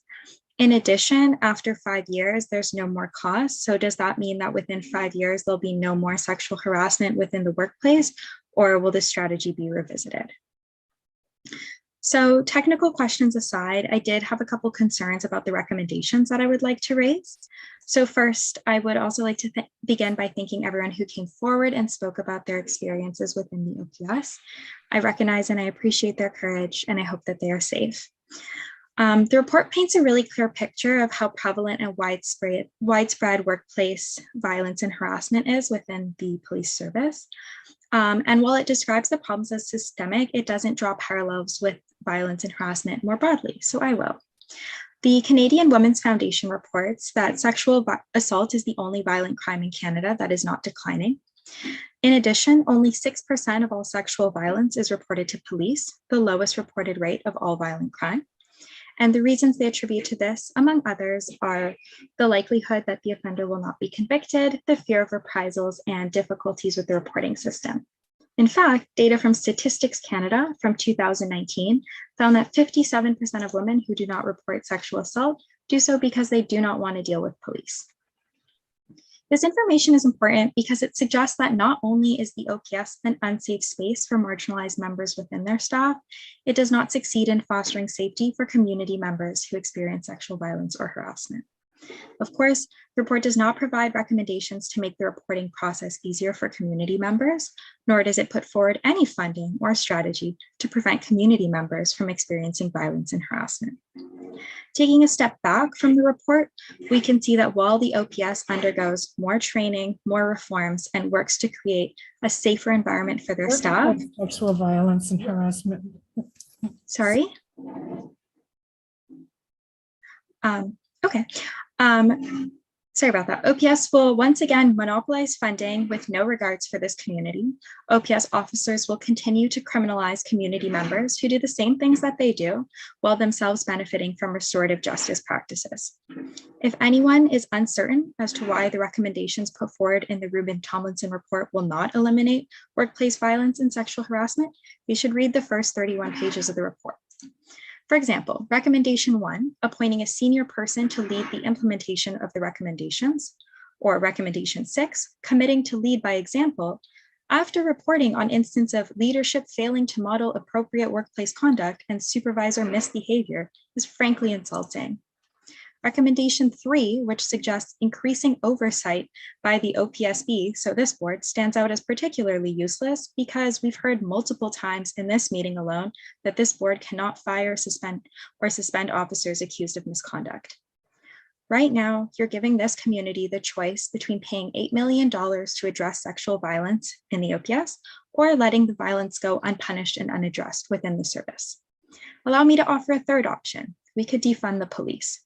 I truly believe that $8.2 million can address sexual violence, but it can do so within this force and the community. Reallocating $8.2 million from the OPS and putting that money directly in the hands of survivors, or investing in safe drop-in spaces, or funding rape crisis centers, preventative measures and restorative justice are solutions that we want to see implemented in this community, but I don't think they should be reserved exclusively for members of the OPS. Thank you. Thank you, Alison. Sorry about that. I was just a little confused when you were speaking about the broader community, because this is workplace sexual violence and harassment, but I understand the ultimate point that you wanted to make. As you know, this is not a deliberative body where we have questions asked and answered, but I did make a note of your question. And when we get to the questions, I may ask CEO Dunker to provide some clarity around the financial issues. So thank you for your delegation. Is there any other questions or comments? Seeing none, we will move to Nora Ottenhoff.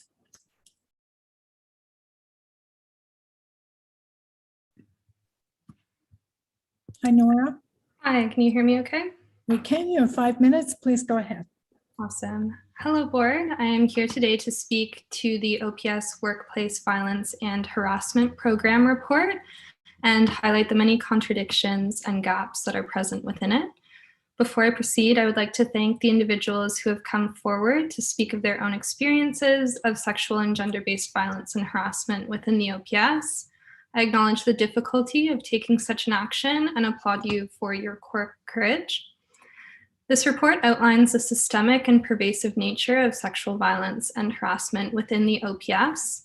Furthermore, the report points to a culture in which victims of violence and harassment do not feel comfortable coming forward for fear of reprisal. More specifically, the report cites specific instances in which individuals who came forward were met with scrutiny, intimidation by senior officers, alienation, exclusion, and being passed up for career advancements. The report goes on to explain how less than half of all sexual violence and harassment complaints, a figure which starkly underrepresents the true state of harassment and violence in the workplace, were resolved in accordance with the Ministry of Labor's Code of Practice for Workplace Harassment. 20% took over a year to reach a resolution, while 9% remain unresolved. Again, I emphasize these are just those instances that were reported, a fraction of those which occurred. How are the people of Ottawa expected to place their trust into a force that not only fails to enforce the law within its own ranks, but actively continues the traumatization of victims? Let's not get it twisted. Sexual harassment, not only sexual assault, is against the law in Ontario. It is a form of discrimination and a violation of the Human Rights Code. I understand that this report aims to address the issues I have just spoken about. However, the recommendations leave me confused, if not simply angry. The report cites fear of reprisal and an overall lack of trust in senior management as a barrier for those seeking to report. Why then is it suggested that senior ranking officers lead this program? The report recommends diversifying those at the table, placing more women and racialized officers in positions of leadership.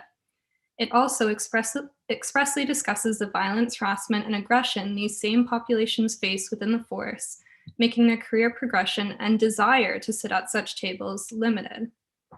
The report also references restorative justice, an approach to community safety that the OPS has time and time again refused to employ when it comes to marginalized community members, instead choosing the path of criminalization, but somehow now feels is an appropriate tack to take with its own members who have committed acts of racial or gender-based violence. Overall, this report and the recommendations read like a commitment to the status quo. Under this new protocol, victims, in particular women and racialized officers, are still expected to expend their own time and emotional labor towards addressing the problem. This should not be their responsibility. These new protocols maintain a slap on the wrist approach to dealing with perpetrators of workplace violence, and most disappointingly, co-ops the language of restorative justice to do so. Where this report truly falls short, however, is in its failure to recognize violence, misogyny, and racism as being features of the institution itself. Anyone who reads this report can see plainly that workplace violence in the OPS is not a problem concerning a select number of individual officers, but is deeply ingrained in the culture and practices of the force. The solution is then not this lackluster array of talks and trainings. It is defunding and reallocating funds towards community organizations which prioritize the safety of their members, employees, and the community at large. Thank you. Thank you very much, Nora. Are there any questions or comments for the delegation? Seeing none, we will move to Erin Lee from Activa.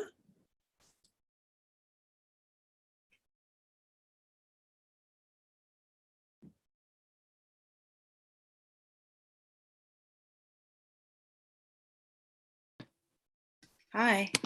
Hi, Erin. You have 5 minutes. Go ahead. Thank you. I had written something that's too long, so I'm going off script and time myself, and I've just lost 20 seconds.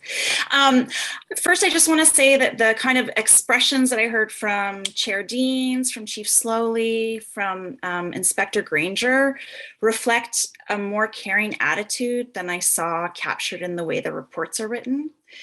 So that is a relief to hear, because the way they're written, it's very bureaucratic and it doesn't really feel survivor centric. And I feel like what gets lost in how the reports are captured, and perhaps in some of the recommendations, is survivors have been seriously harmed. So I want to just point a couple of ways that I think that the recommendations could be enhanced.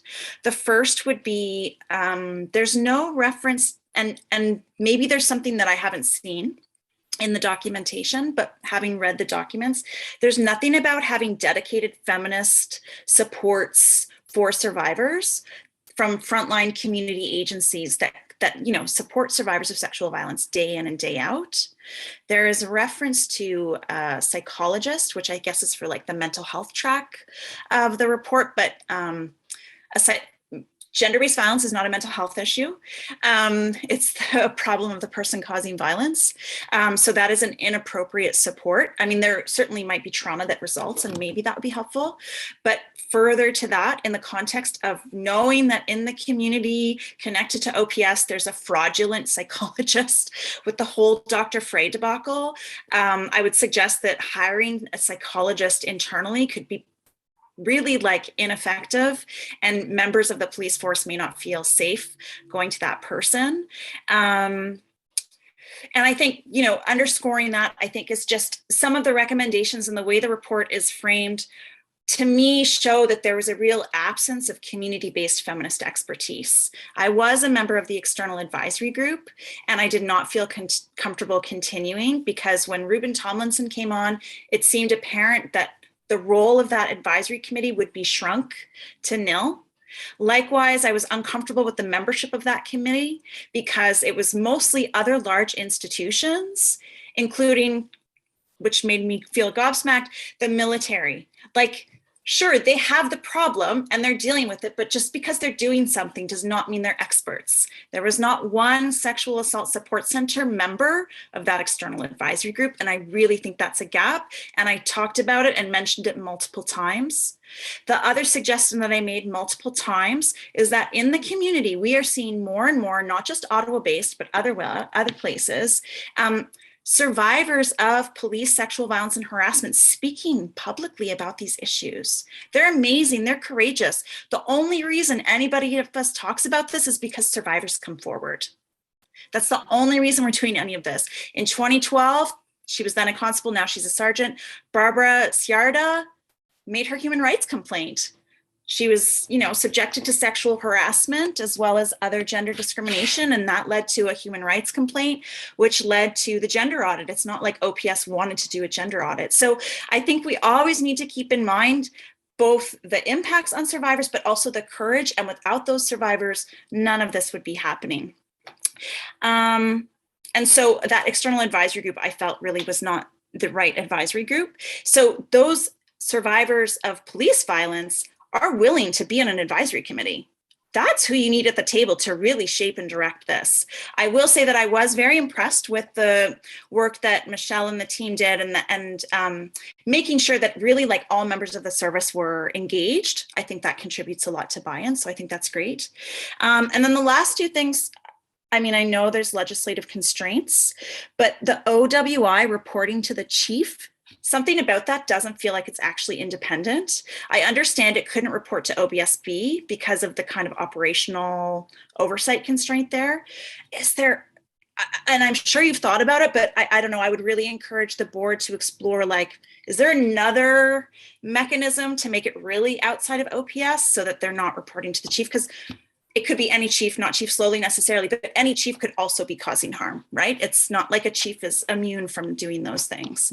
And then the other thing that I felt was missing in the report, and the kind of themes of the framework, there's the restoration, but there is very little about accountability for those that cause harm. So that might be captured in other related, like workplace harassment policies and things, but the fact that it was missing from this just feels like a huge gap. But I assume there are frameworks and legislation that do have those things present, and that's my time. Okay, well then I guess I won't have to tell you your time's up. But Erin, I want to thank you for coming forward, and I was listening carefully to what you had to say, and I think it was really important, and especially the part about the communities based feminist support, which really, I mean, this is workplace sexual violence and harassment, but I think there is a lot to be learned from the community, such as yourself and others. And I'm wondering if I could maybe call upon you to maybe bring together some others and work with Blair and some of maybe Michelle and Isabel to talk about what that might look like and how we might incorporate that. So I'm wondering, one from you, if that would be okay. And then absolutely. Maybe Blair, does that make sense to you? Yes, that'd be terrific. I'd love to hear more about your perspective, and I could learn some things, and yeah, be great to share some information, please. Super. Yeah. Great. Thank you. Member Johnson. Yes, thank you, Chair. And thank you, Erin, for your presentation today and for such a thoughtful approach to reviewing the information. It's really appreciated for all of your work in this area. And I wondered if you had any other specific suggestions about the Office of the Workplace Investigator and to make this as successful as possible and as impactful as possible. Now, I was thinking of this question before. Chair Dean mentioned you were going to, recruited you to give input to the CAO and Michelle, but I just wondered if you had any suggestions right now. That I have a 4-year-old asking for an Oreo, so I only half heard what you said. You're asking about The Office of the Workplace Office of the Investigator Workplace- that's going to be set up, and if you had any wisdom. on honestly, I feel like the Integrity Commissioner's office would be an interesting model. Okay. For like City Council's Office of the Integrity Commissioner, especially because the report talks about creating a code of conduct, because that's how the Integrity Commissioner works, right? That council, you have your conduct, and it's based on that decisions are made. But of course, that the commissioner reports, I guess, ultimately to council. So I don't know what that means in this context, right? Because I guess OPSB, you couldn't be the kind of body that it deals with. So that governance piece, I'm not sure, but I think the Integrity Commissioner could be interesting.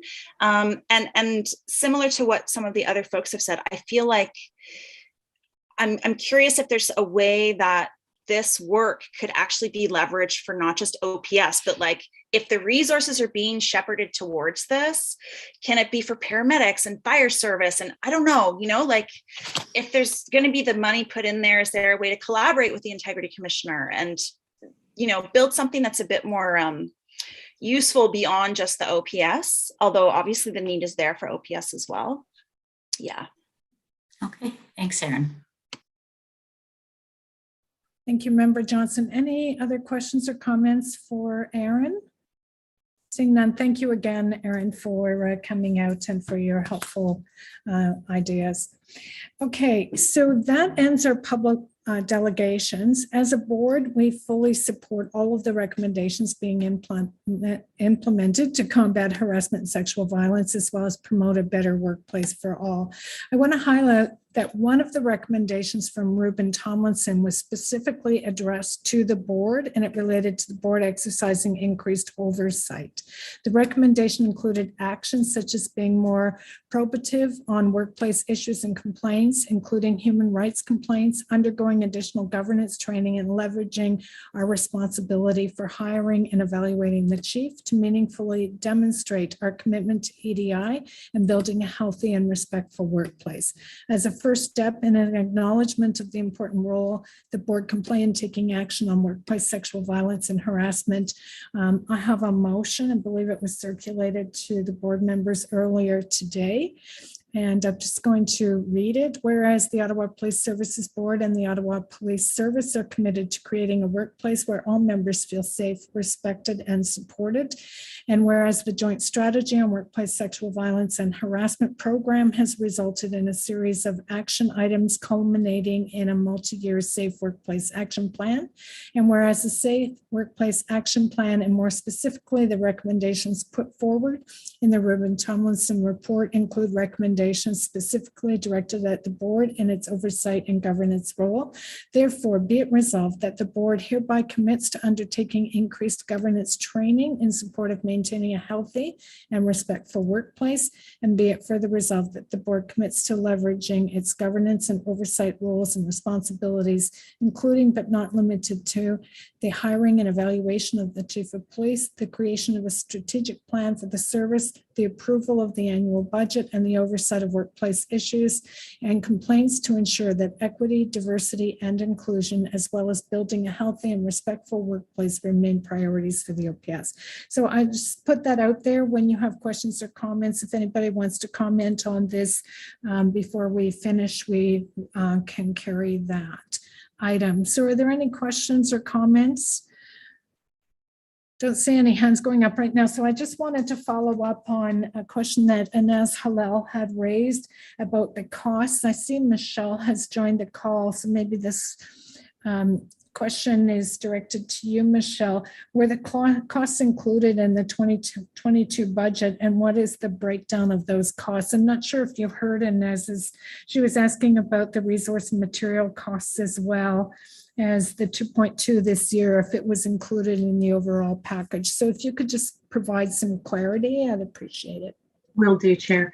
Thank you. So the 8.2 spans over 5 years. 1.5 years, we assume, is what the project is going to take us to in terms of implementation, building up the Office of the Workplace, establishing the key program issues or systemic issues in terms of overhaul of various programs.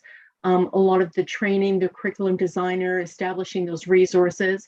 So you'll see that there's a significant cost in year one, which is 2.2, which was included in the 2022 budget.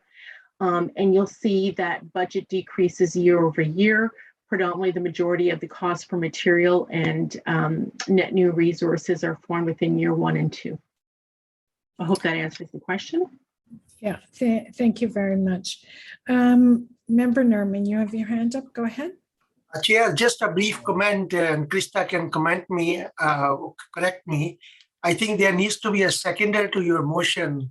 You have moved, and there is no seconder. So there may be a technical thing, it may fail. Okay, actually, David White pointed out to me that other than the motions to elect a chair and vice chair, the board does not require seconder for motions. So that was just brought to my attention. So we'll start that in 2022. We don't need seconders for the motions, but thank you for raising that, Member Nerman. Thank you. Okay, Member Meehan. Thank you, Chair. I have a direction that is directly related to this report and the recommendations. Do I wait till directions at the end, or should I read it into the minutes now? I think you can go ahead, Member Meehan, go ahead. It's on this item, it's directly related, so go ahead. It is. Okay, thank you. Let's see, my eyes, okay. In 2022, it should be the expectation that members of the Ottawa Police Service who are entrusted with serving and protecting our communities be aware of what constitutes workplace sexual harassment and sexual violence, and understand unequivocally that this behavior is unacceptable. Despite years of study and at least 4 policies now in place to prevent this kind of behavior, the problem obviously is not going away. Current policies do not work, and throwing more money at education without having strict deterrence in place is insufficient and does nothing to protect members. The Ottawa Police Services Board needs stronger tools to dissuade members from engaging in workplace sexual harassment and violence. The negative impacts on victims in the Ottawa Police Service and the growing requirements for resources needed to address this serious and ongoing issue necessitates our urgent need for stronger authority. Decisive action is needed now. We must curtail these instances of sexual violence before they occur and send a message that engaging in this damaging behavior will have severe consequences. Therefore, I would like to direct the chair to write to other police board chairs across Ontario to renew discussions with the goal of advocating for stronger powers to penalize offending officers. A meeting should be arranged with provincial officials to outline how the inability to deal swiftly and decisively with offending members signals that there are few, if any, consequences when engaging in this unacceptable and dangerous behavior. Furthermore, I would similarly request that Member Neerman, as the representative of the Ontario Police Services Board, raise this issue at the next Ontario Association of Police Services Board meetings. And just to wrap up on this, I fully support the work of all the committees on making these recommendations. They're all wonderful, and I hope that they help the victims and the survivors of ongoing sexual harassment and violence in the workplace. But I guess what I'm saying is that there's nothing in here to dissuade members from engaging in this activity. They need to know that there are going to be punitive measures taken, and we have to dissuade them in whatever means possible to not engage in this behavior. Because as one of our delegates said here today, they are representative of a police force, of our police service. And they do a disservice to the police service in this city when they engage in an activity that is clearly illegal. So they have to know that we hold them to a higher standard. Currently, we don't seem to have the tools to do that. And that's what the intent of my direction is here tonight. Thank you. Thank you, Member Mann, and we appreciate that direction. I think that's a very good idea. I know that it's not just the Ottawa Police Service that is addressing this issue and has this issue in their workplace. And so we would be happy to reach out to others in a collective effort to strengthen the enforcement opportunities that we have to bring about better outcomes. And I see Member Nerman's hand up. I'm taking it he's going to agree that he'd be happy to raise this with the OAPSB, but Member Nerman, I'll allow you to speak for yourself. Thank you, Chair, for this motion, very timely, and I am fully supportive of what Member Meehan has said, and I will be happy to work with our ED Krista on the background papers and taking up at the OEPSB in a full-fledged level to make sure that this item is actioned. Thank you. Thank you, Member Nerman. Member Meehan? Just one final note. I know that the province has not responded to our former appeals in order to give us the authority to deal decisively with members who are obviously breaking the law and causing such disruption in the workforce. That may not come, but I would suggest that maybe there are other ways, other punitive measures that can be taken. I think we have to start thinking outside the box. We have to, if there is and I don't usually like to use a Catholic term, but a purgatory for members who are accused and are under investigation, that there are some sort of measures that can be implemented.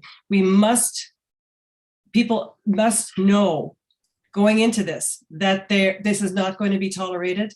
There's a climate right now that seems to think that somebody can get away with something. That's got to stop. And I think it's this board that's going to do it, or do the best we possibly can. So that's it. Thank you from me. Thank you, Member Mann. Anyone else? Member King.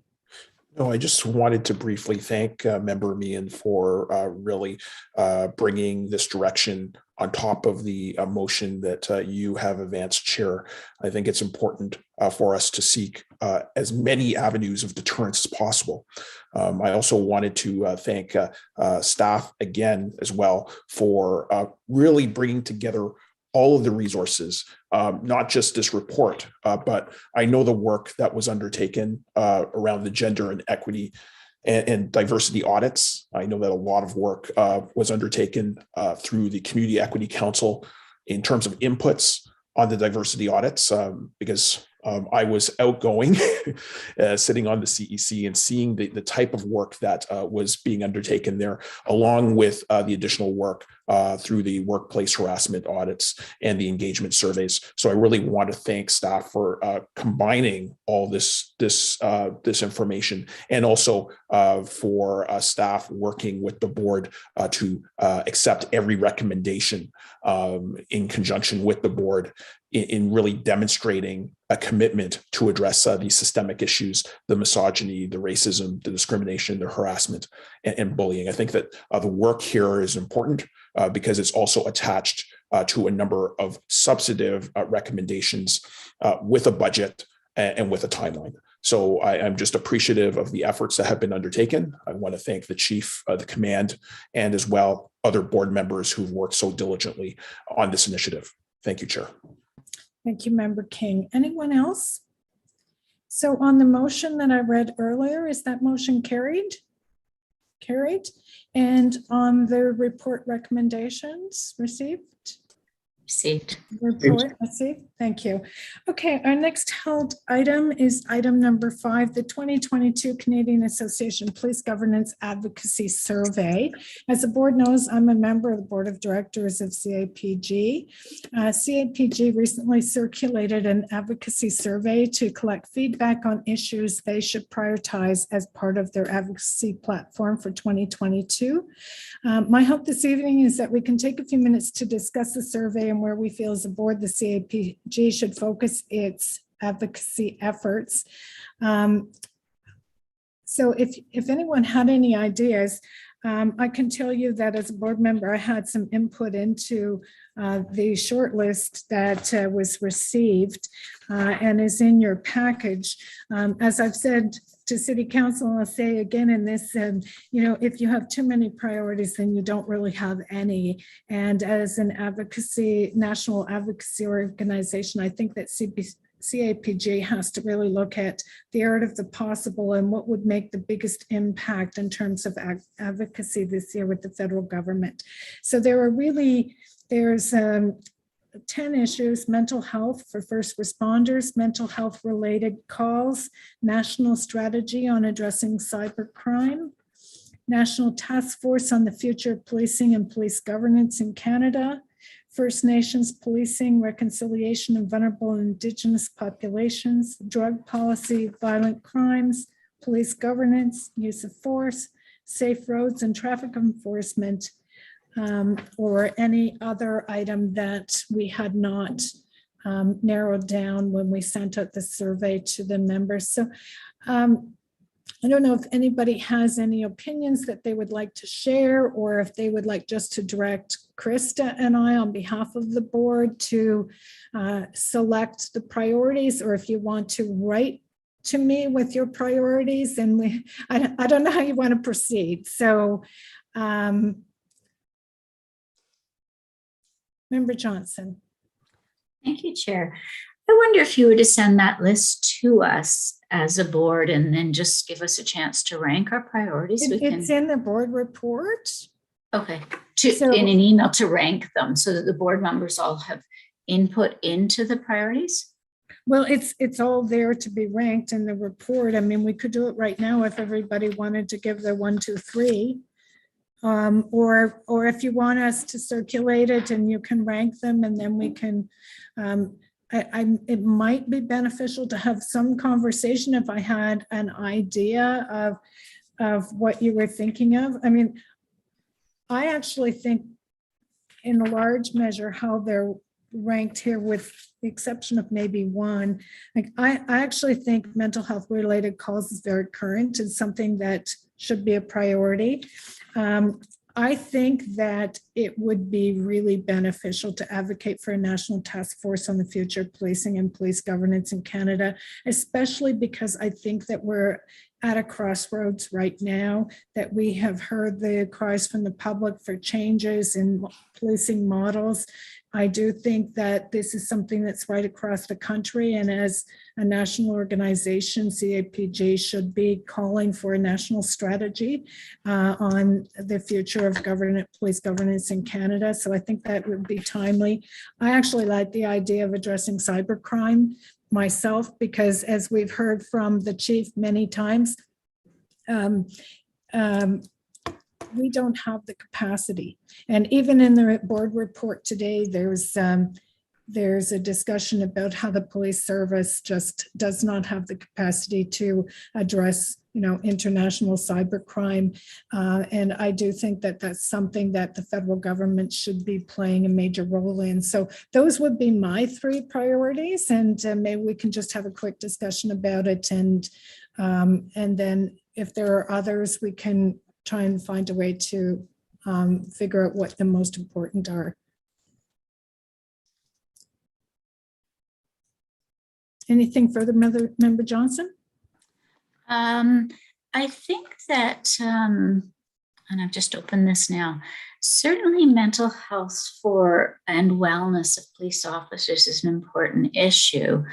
But I do think, in terms of advocating nationally for this, I can see the other areas being more important. So I think, we could focus on that here in Ottawa. And, I agree with you on what you've suggested for national advocacy on this.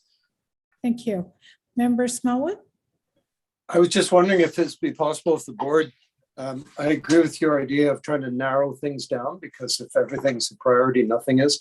If the board could give you the mandate to respond, and if you gave us a deadline by which we gave you any feedback that we might have, then you could take that into account in your response to the questionnaire. Okay, so if that's okay with the board, then I've sort of outlined I think what I'm suggesting is that we prioritize item 2, 3, and 4. But if there's anything that the board would like to do differently, if you send that to me, and I'll work on that, and maybe by Friday, by the end of the week. I can't recall what their deadline is. Not sure if it's printed in there or not. But I know it's a short turnaround time. So if you could get me anything further by the end of the week, then I will endeavor to send a reply on behalf of the board. Okay, is that, Member Johnson, your hand's still up. Is that because you didn't put it down, or you have something? Yes, but I did just see the date. It's February 22nd. So I forgot to put it down, but I was just scrolling and I saw the date. Okay, so if you could still, maybe by the end of the week, get me your comments, and we'll compile it. So received on the report? Received. Thank you. Okay, item number 7, notice of motion amendment to procedure bylaw number 3 of 2014 to be considered at the February 28th, 2022 meeting. There is one delegation registered to speak on this item. It's Sam Hirsh. So Sam, are you there?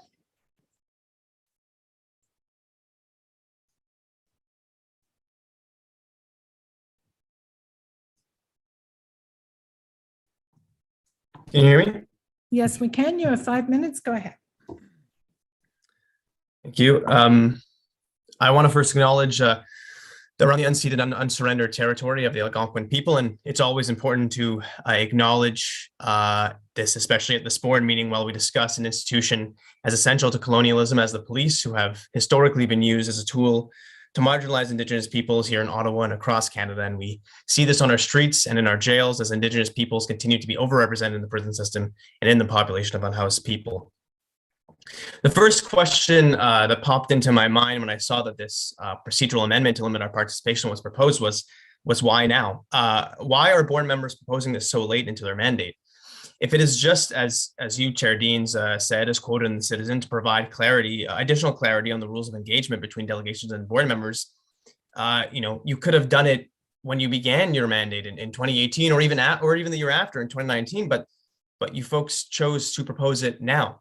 If it's so innocuous and such an innocent technical fix, then why wait?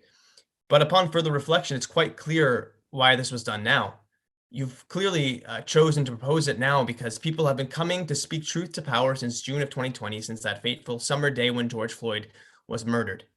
I remember the first Ottawa Police Services Board meeting I spoke at in June 2020. There were only 4 of us. After that, a couple more. And then in November 2020, at the first budget hearings, there were over 100 oral and written delegations. This November, there were many too, close to 70. And now at least a dozen per meeting come out regularly. We come because we want answers. We want transparency, and above all, we want to fight for a safer community, one that doesn't involve armed force. And I know that that's a bit difficult for you because it might make meetings a little longer, but for us, this is one of the only things we have to hold our police to account, because let's be honest, if we weren't here, this would not be done. Police would not be held accountable. We, the public delegates, are the reason for your historic budget decisions. We are the reason that the police were forced to take a step back when it came to dynamic entries. And we are the reason that people are finally beginning to look beyond police when it comes to public safety, not you. If it were not for our interjections and the combined activism on our streets, we would still be looking at a $15 million police budget increase. If it were not for our public delegates, the police would not get the critical analysis they sorely need and require. Most, if not all, of the decisions would be rubber stamped by this board. But to Councillor Meehan, we simply railroad meetings. This isn't railroading, this is democracy. It's messy and it takes time. We would rather you be doing the right things than us be enjoying our evenings too. These disparaging comments from you, Councillor, are the words of someone who clearly does not respect public input and are frankly unbecoming of a city councillor who is supposed to serve the public and increase civic participation, at least in theory. And what's worse was the motion, which was thankfully defeated, from Member Nerman to have all delegates speak at the end of the meeting. If that isn't a show of disrespect to the delegates who give up their time to speak at these for their communities, I don't know what is. A part of this amendment seeks to make asking questions against the bylaws, and I know that based on your interpretation, that questions directed at police may already not be allowed, but why not? In fact, they should be. Questions like, why is so much money being spent on tasers, or why are police still in schools despite the SRO program being abolished, or why is the police-led guiding council responsible for the reallocation of the $2.1 million from the police and not the general public? These are all questions that deserve public responses from our police chief and the board. After all, you do serve us. You're our employees. We pay your salaries, and we deserve to have answers on how and why these decisions are being made in full public view. Why does there continue to be a double standard to accountability when it comes to policing? And on that point of it being discussed in full public view, the PACE report says that one of the issues of this process is that of it being debated in public, and that it's not the right space for deliberation and discussion. But that is not the issue. The issue that was brought up earlier is that most of you, not necessarily all of you, as board members, have not been meaningfully engaging with what we have been saying, not that this is the wrong space. It's clear that if these discussions were to be held in less public spaces, like the report suggests, our delegations would not be able to wield the same pressure and impact that they currently do. So board members, believe me, I know that these meetings can be long and that the subject matter is difficult and the democracy can be hard. But with these proposed changes, you would be severely limiting the already limited process we currently have. If you want to show you are truly listening and truly committed to what you say is rebuilding community trust, you would reject these amendments, but I'll wait and see. Thank you. Thank you, Sam. Just to reply to some of the suggestions that you've made, it is in our procedure that we conduct a routine review of our procedure bylaw. That was scheduled for 2021 because of our weighty agendas. In 2021, we didn't get to it. That's why it got moved to this meeting in early 2022. These changes are administrative changes. The primary change that is being recommended is the time for public delegations to register to speak. And that change is brought about because we moved the in-camera session of the board to prior to the full board meeting as opposed to after. It used to come after, and it was often happening late at night. So we moved it to noon. So the most pertinent administrative change that is occurring through this review is that the delegations have to register by, I think it's noon that day, in order to give our staff at the board office an opportunity to be able to address those issues. So that was the main one. We have never allowed an exchange of questions and answers. This is a board meeting. It's a business meeting. We have to be able to get through the work of the board. These board members are volunteers and not full-time. But it is a public meeting, right? Where folks... This is not your turn to speak. It's my turn to speak. All right. Yes, it is a public meeting. And Sam, you of all people who have worked for 2 members of council know that every committee and every board at the City of Ottawa has the same rules. There's that not doesn't mean that it's the way it should be. We're talking about making things more transparent and democratic. You suggested in your press release to the public this week that we are making an administrative change that was limiting and eroding your ability to address the board, and that was factually incorrect. Why not make it more democratic? And I know it.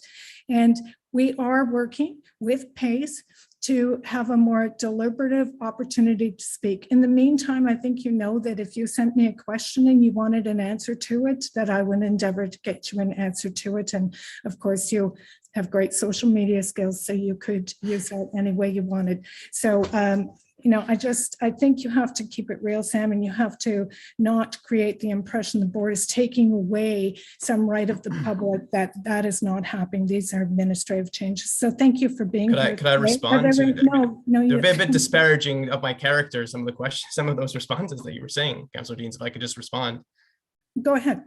Thank you. The point of what I was saying, and I did say it in my delegation, is that, why in this time when we're talking about the PACE report and making things more transparent, why not take these chance with these administrative changes to make board meetings more transparent? I mean, even limiting the registration time to noon, and I understand that's a bit difficult for administrative staff to take hold, but why do public delegates have to accommodate ourselves to them. They should be accommodating to the public. This is one of our, the point of what I was saying is that this is the only public space that we have to hold people accountable. Limiting this would be a huge detriment to the public. That's the point of what I was saying. Yeah, we're not limiting it. We're continuing with the same rules. That's what I'm saying. Member Smallwood. Yes, thank you, Chair. I just wanted to, it wasn't a question for Sam. It was just a comment that I am supporting this because it is my belief and understanding that this is not changing the ability of the board to interact with the members of the public. This was clarifying what the rules are. Like the chair, I've received questions from individual members of the public. The board receives questions, and we do our best to answer them. But to your point about why not take, or to Sam's point about why not take this opportunity, I think that's what the chair was doing through the process of hiring PACE, was to say, we recognize that there is a greater interest in having a more fulsome discussion. And we wanted to find out a way to do that because these are issues that do require more airing. And we all understand that. And that's why we've been supportive of it. And that's why we've taken these steps. So I just want to make it clear, I do not in any way see this as a diminishment of our interactions with the public. This is just a step that we're taking. And hopefully with PACE, we'll be taking a much more meaningful step in terms of our relationship with the public. So thank you, Chair. Thank you, Member Smallwood. Seeing no further delegations. So the recommendation is that the Ottawa Police Services Board receive and table this report and the attached bylaw number 1 of 2022, being a bylaw to amend the Ottawa Police Services Board procedure bylaw number 3 of 2014 for approval and enactment at its February 28th, 2022 meeting. Member Johnson. You're on mute. Sorry about that. Thank you. I just had one comment that we have discussed as a board, but I'm just thinking for the delegates, rather than expecting them to go online and look up these procedure bylaws, perhaps we could include in this plan that we will send when they register a link so that they can easily access these. So I just wonder if that could be included in this for the ease of the delegates to make the information there and they know what to expect. Thank you. Yes, Member Johnson. In fact, I received, I'm sorry, may not have acknowledged it. I've been really busy in preparation for the board meeting, but I did receive your suggestion and we did that. We provided all of the delegations today with a copy of the procedure bylaw, so they had it. Yes, yes, and thank you very much for that. I wondered if it could be included in this document that this is going to be done. So it's part of the process for the next. Sure, we could do that. Thank you. Thank you very much. Anyone else? So carried on the recommendation? Carried. Okay, and then the next held item is item number 8, the strategy core procurement. Member Swade, I believe you held that item.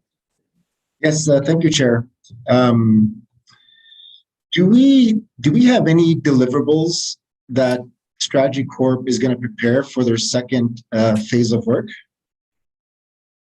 Well, they're going to do a source review and they're going to be assisting us in bringing about our new strategic plan. So those are the 2 main pieces of work. Okay, is there like a scope around what they're going to do? Like how far they're going to go for each one of these?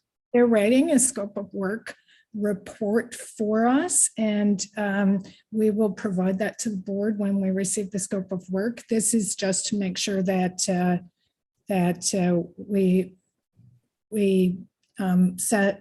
give an upset limit to how much money could inform their scope of work. Okay.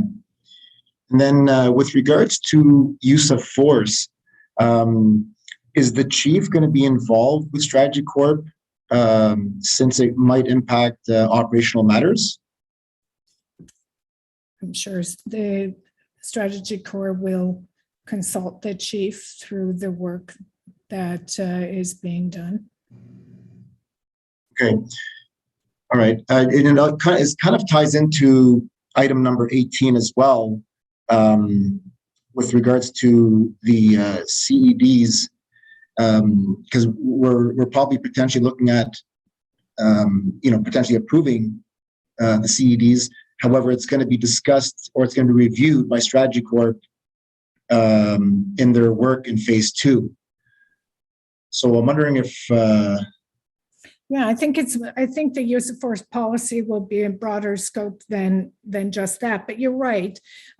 You're right. We are being asked to approve that because I think supply chain issues and everything else, that there's a lead time in terms of acquiring those CEDs. So the timing is not optimal. You're absolutely right, Member Sweda. It would be nice if we could wait, but I think with we're going to hear from the service with the supply chain issues, they need the lead time to order those CEDs. okay, so should we, does that redefine what Strategy Corp is going to do with the terms of use of force? I don't believe it does. I mean, we haven't seen their full documents. We'll provide it to the board if there's a need to discuss any of their work plan based on what we've approved. We can have that conversation at a future board meeting. Okay. And then just one more question. In Strategy Corp's phase 1 analysis during the budget process, the board relied on some of the reports that they produced. And some of the reports we received, very close to budget date. And I'm just wondering if there's going to be a timeline for these deliverables so that we can properly evaluate what their recommendations are going to be. I have made it abundantly clear to Strategy Corps that this board made a commitment to the chief to do the strategic planning exercise early on. And to that end, I think their intention is to use a lot of the work that was done in preparation for the 2022 budget to inform their work in order to streamline the process somewhat, because you correctly point out we need to do this work relatively quickly, and we committed to the chief that we would do that. So Strategy Corps is very aware of that. I can mention to them again that there's a concern that sooner is better than later for both of these pieces of work. Yeah, and then I think these few points, Chair, is important for us because we're looking at potentially approving them today, but we still don't have the scope and the timelines of what they're going to do. That's what my questions are. I understand. We're approving an upset limit on their spending. We will provide you with the scope of work when we receive it from them. Okay, thank you, Chair. You're welcome. Member Nerman. Thank you. Thank you, Chair. Just building on what Member Sweta had just said, and it is on record that I have been raising the issues of the use of force since past several months, and the proposal before us of awarding this contract to the Strategy Corp on 2 primary issues, use of force and strategic advice. And during my interactions with them, they were quite clear that they cannot give any operational advice. So meaning that in case there are deliverables or scope, the use of force will require assessments, inputs from the chief or any outside, but those will be required. So I am debating, will it be appropriate to proceed with this without having those informed decisions before us at what will be the scope, what will be the deliverables? I just want, if you can enlighten us, please. Yeah, I think this is the classic chicken and the egg, which came first, the approval or the scope of work. But I think the upset limit on our spending ability informs how much work they will do. I will commit to bringing back to you the proposals once they have provided them. So if there's any concerns at that time, we can talk about it. But in order to get this work underway, as you will recall, we committed to the chief, especially in terms of strategic planning document, that we would get on with this right away, and we need to provide them with a contract to do that. So I will commit to providing the board with the documents that we received from Strategy Core in a timely fashion. Thank you, Chair. And my next follow-up important issue of the concern is, for instance, say in the following weeks or months, they give us the deliverables and there are deliberations and we agree to that. What is the plan of the board to deliberate this procurement with the Strategy Corp in phase 2? Meaning that which board committee will be overlooking this work and what the strategy on the going forward basis? I think that's the Policy and Governance Committee that takes the lead on that. Okay, thank you, Chair. Those were my questions. You're welcome, Member Norman. Member Johnson. Yeah, my question is really building on Member Swaita's and Member Norman's.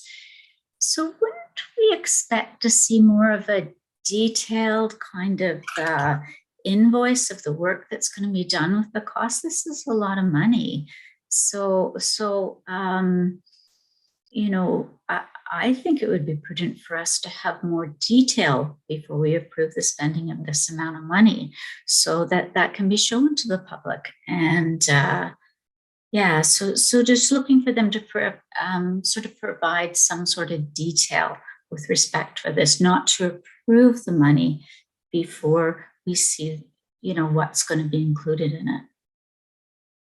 And I do think most companies do that before you hire them to do the work. You've got an idea of what's included in the invoice and the costing.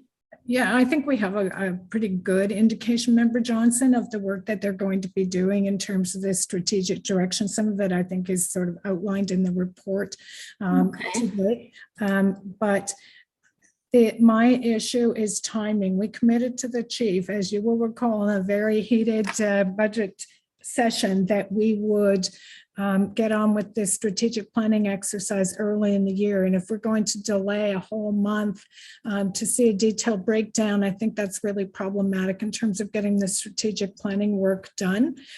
When we receive the documents from Strategy Core, I will circulate them to you so that you know. But I think we have a pretty good sense if they're going to streamline the strategic planning work. So I feel that we have a sense of the work that's happening. So thank you for the question. Okay, so then they're giving the scope of work, and with that will be the detailed breakdown so that we can at least see the financial plan for this, or the costing.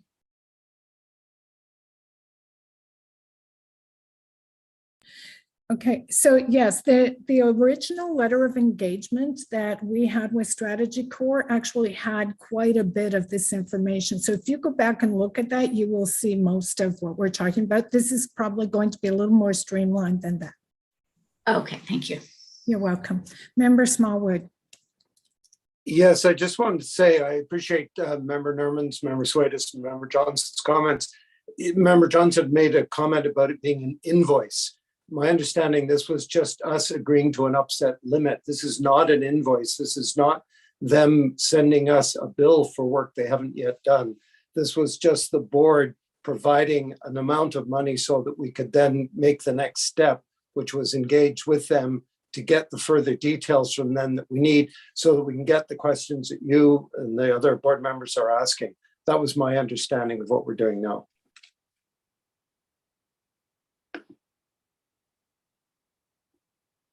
Anything further from any board member? Seeing none, carried on item 8? Carried. Carried, thank you. Okay, the next held item is number 18, conducted energy weapon review. We do have one public delegation, so before we get into the discussion, I'm going to call Bailey Gauthier.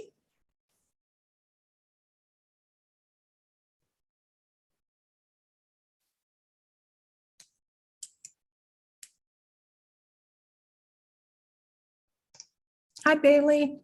Hey, how's it going? Good. How are you? I'm tired. New hair color. New year, new Yeah. hair color. I look like Ronald McDonald. It's fun. Okay, so I'm gonna like just bump into my thing here. I actually wrote this one out, so I'm just gonna like go through it. There's like nothing to interact with. So okay, so firstly, I just wanted to highlight an issue of the tasers, like this item being on the agenda. The Tomlinson report is right there. So that report, I feel, should be more than enough reason to immediately halt any further purchase of these incredibly wasteful, expensive, unreliable, and dangerous weapons. I've spent the last 2 years talking to you guys specifically about the use of tasers in mental health calls and how they are not de-escalation tools. And that issue of OPS responding to mental health in the first place. Secondly, coming back with a deferred item, which last year was 200 tasers at over $1 million, and it's now being presented as 400 tasers at over $2 million. That's more than the initial ask from last year. And in the report provided, you're saying that the stock, like last year, it was 960 tasers were the stock, and then now it's over 1,100 is the stock. I understand there's a variance thing, but it's like, these are two different numbers from last year to now, and a deferred item is no longer the same thing that was deferred. Anyway, so those are my two little like beginning comments, and then this is just like the part I want to present to you guys. So this $2 million proposal for tasers is not rooted in research. Tasers have been used in Ontario since the early 2000s, yet police and police-involved fatalities continue to increase. As identified on the OPS website, in accordance with the Ministry of Community and Correctional Services standard and the use of force model, a CEW can only be used to gain control when a subject is assaultive, as defined by the criminal code, and or based on the totality of the situation. This includes an imminent threat of serious bodily harm or death, as well as suicide threats and attempts, mental health calls. So since acquiring more than 800 tasers for the 1,400 sworn Ottawa police officers in 2018, which likely has provided all frontline officers with tasers, I'm wondering if OPS police shootings have reduced and whether taser deployment has increased.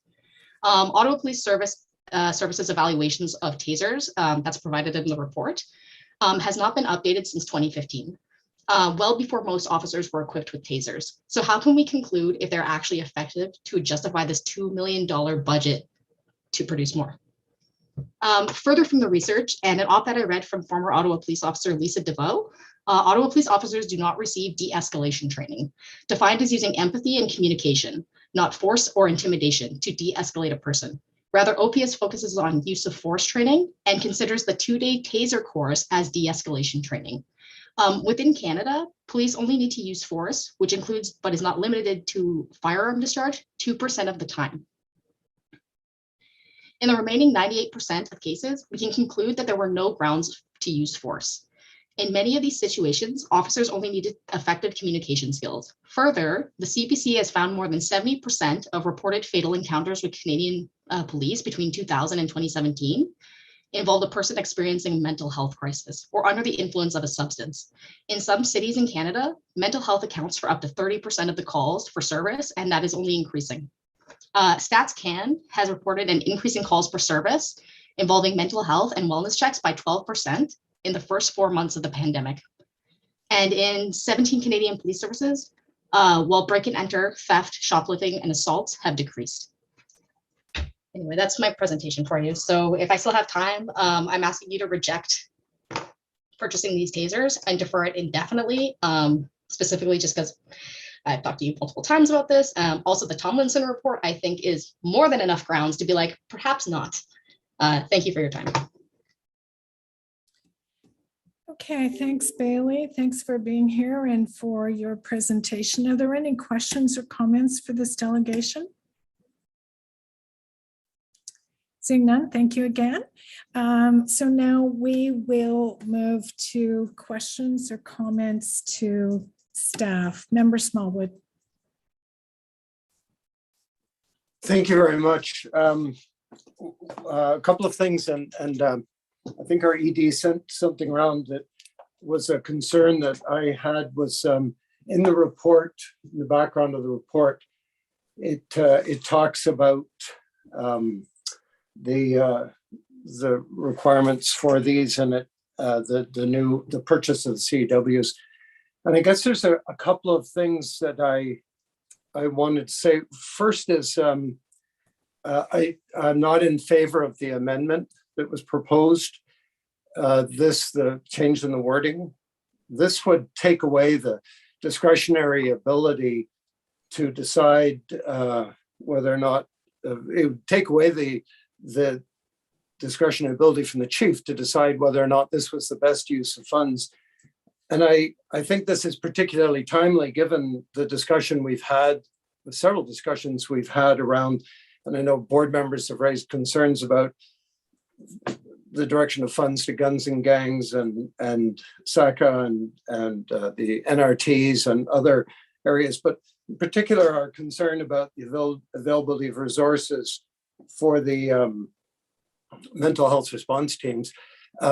There is a finite amount of money available, and to take away that discretion would take away from the chief the ability to determine where those funds could best be used. And I would say that this is something that's, I think, of great concern to the board going forward, is to make sure that we have that ability to determine we have a limited amount of funds, where is the best way of spending those funds?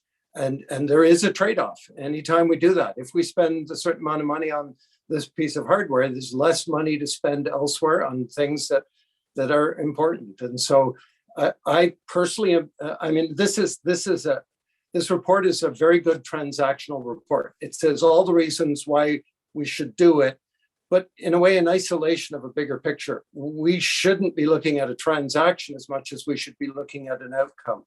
And it would seem to me that the outcome the board wants is community safety and well-being. So we have a limited amount of resources. We should be looking at outcomes. When we're trying to make those choices, we should be directing towards what we think is the outcomes we want. And the outcome I think we all want is community safety and well-being. And as been expressed many times, mental health is one of those big issues. And I would rather see any amount of discretionary funds we have going being addressed to those issues, which I think are really important. So that's I think, just on a like on a high level. And I would say technically that the way the report is written, it says that the previous board that I was on, that we had directed the chief to issue, and we didn't. What we did was authorize them. So we did not direct. And therefore, where the report says that this is that we're not in compliance is not accurate. I believe not accurate. We are in compliance, and that it is something that is discretional. So I would ask that given we haven't got yet, as several of the members raised, the results of the use of force report, I would ask that we defer this and until such time as we're confident this is absolutely the best use of the limited resources this board has. Thank you very much, Chair. Okay, thank you, members Smallwood. Is that a motion to defer, Member Smallwood? I would be, I mean, I would be prepared to do that unless there's other members that wish to speak first. But I would absolutely be prepared to move a motion to defer. But obviously, I defer to the other members, and I would put that out there and see what others have to say. Thank you. Okay. Inspector LeBlanc is on the call.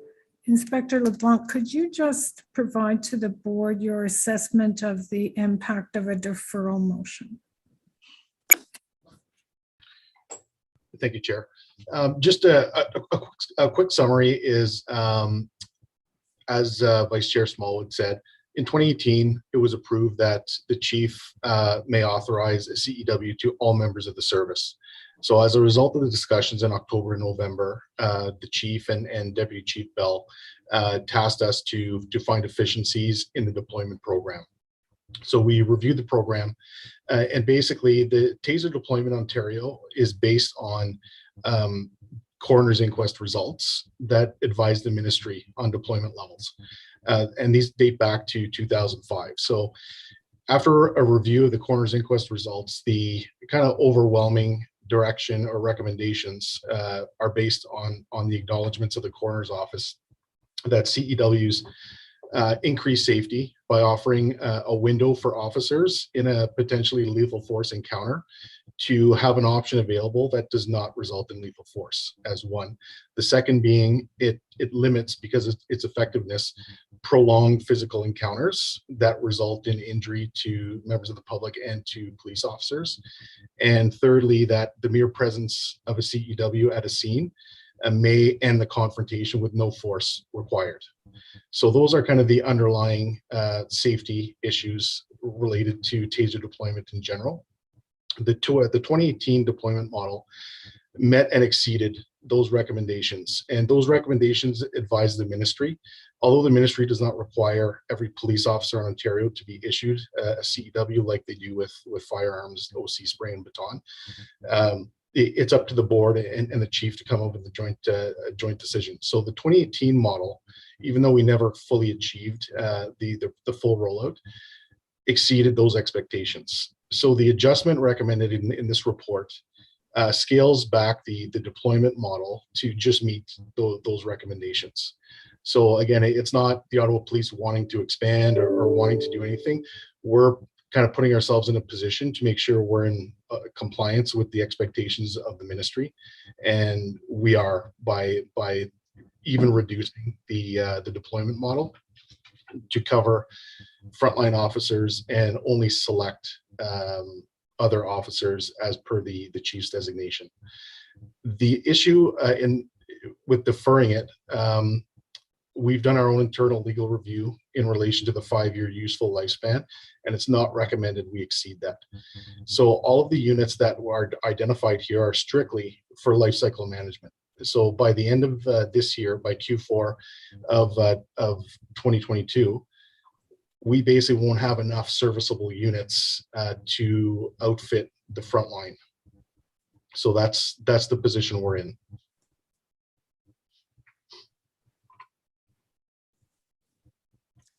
Could you just clarify how many you would need to be able to meet the basic requirement that you're recommending? So there's a lot of logistics involved with the training. We're also there's a new model that has been released because the old model is being timed out of production, which requires an additional day of training. So in preparation to train and equip the officers in time for the units timing out in Q4, we would need, the projection is 400 units. So we project 650 units will be timing out in Q4 of 2022 and then into 2023. So we have to be able to transition and prepare for those units timing out. And I mean, if there's any direction moving forward to further reduce, we can only reduce the number by attrition. So basically when the units time out and we don't replace them. So there will be an additional blocks of units timing out in the near future in 2023 and 2024. What's the alternative? We've heard from the community members that they don't believe a taser is an appropriate de-escalation tool in these situations. So what would frontline officers do if they were not all equipped with tasers? What do other services do that don't have tasers? Most large services in Ontario do have a similar deployment model with CEWs. There's very few large services that don't. CEWs, sorry. No, I'm not. The words can be used interchangeably. I won't pick on that. So the alternative is going back. So CEWs were first approved in 2002. for tactical units only. So they had a limited deployment model. And as these coroner's inquest recommendations developed, the ministry expanded. So that's why we expanded use to frontline supervisors in 2009, to select first-class constables in 2014, and then the final expansion in 2018, where the ministry removed limitations that any sworn member can be issued with the CEW. So the alternative to not having one available is we revert back to the other intermediate options and physical force techniques that the ministry approves. So that's baton, oleoresin capsicum spray, and physical force techniques that are more likely to result in injury. Like batons, like what? Yep. So baton strikes, OC spray, and then physical control techniques that are approved to be trained in the province of Ontario, which may include hard strikes and things of that nature, and grounding techniques that are completely avoided with the presence of a CEW. Okay, thank you, Inspector LeBlanc.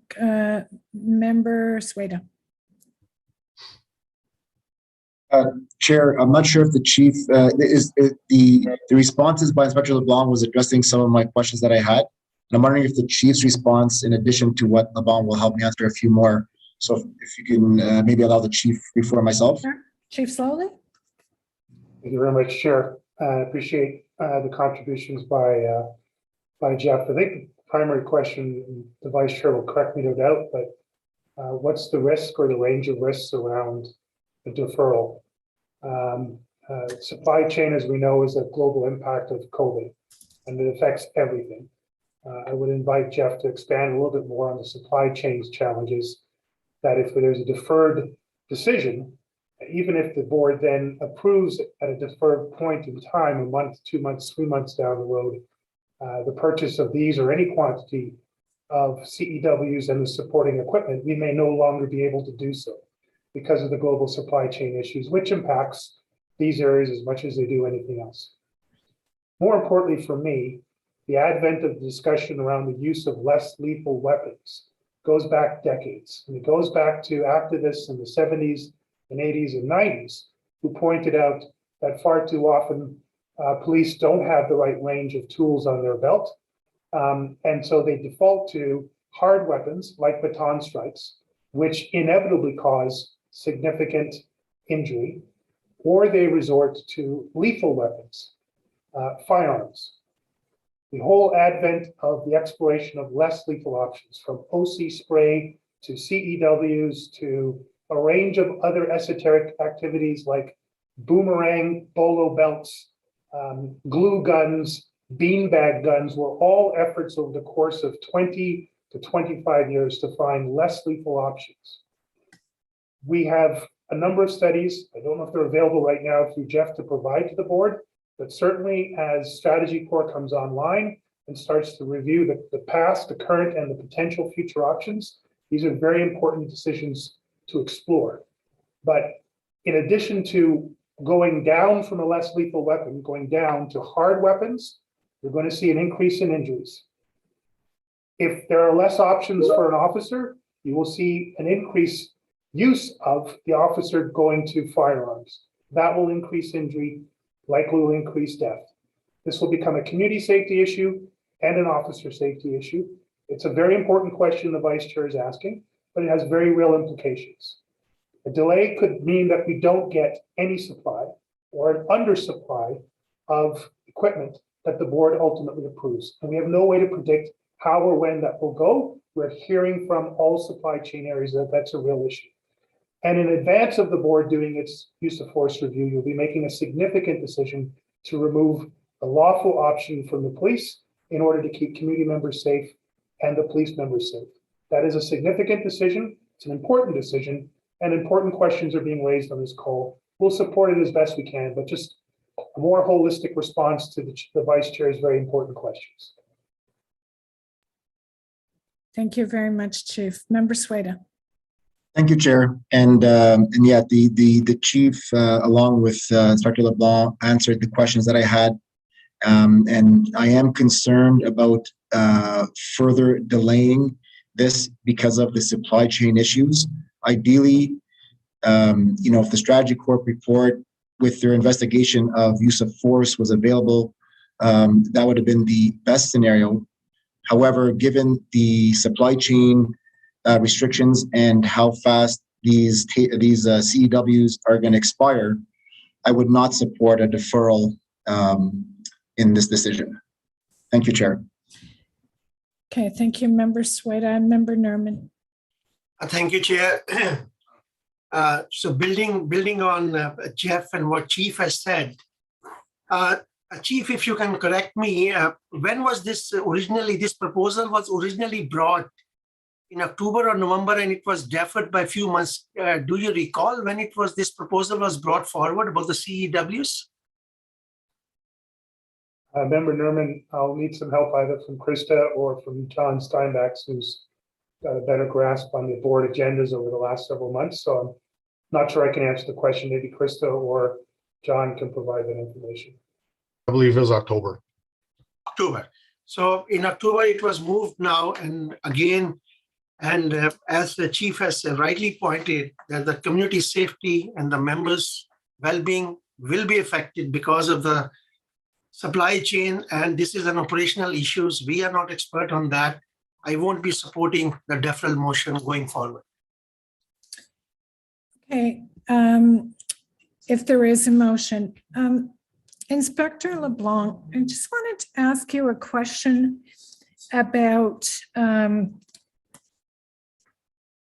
these tasers.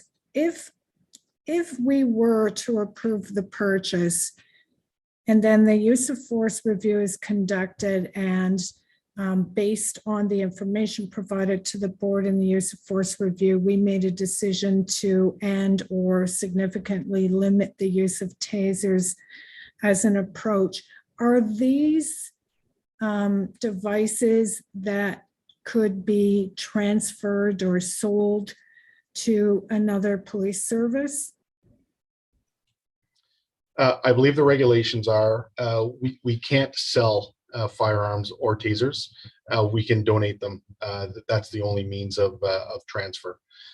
But we sit on all the taser working groups or the CEW working groups in the province, and the trends are most of the major services are expanding their CEW programs. So again, I don't believe there is a risk that any independent review is going to recommend a significant decrease in their deployment. Obviously, we're open doors and open books if anyone wants to come in and review our program and training. It is a heavily regulated program that the ministry mandates. So all of our training, the approved devices themselves are all ministry mandates. Thank you.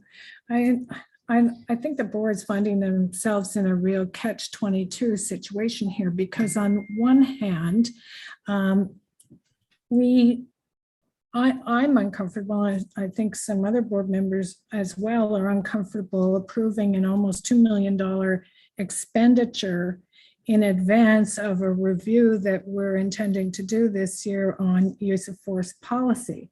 But on the other hand, we don't have any evidence before us right now to suggest that we should eliminate tasers as one, or CEWs as one of the devices in the toolbox that frontline officers have. So, when this started, it was about a purchase, but it wasn't about the elimination of this particular device for the police service. And we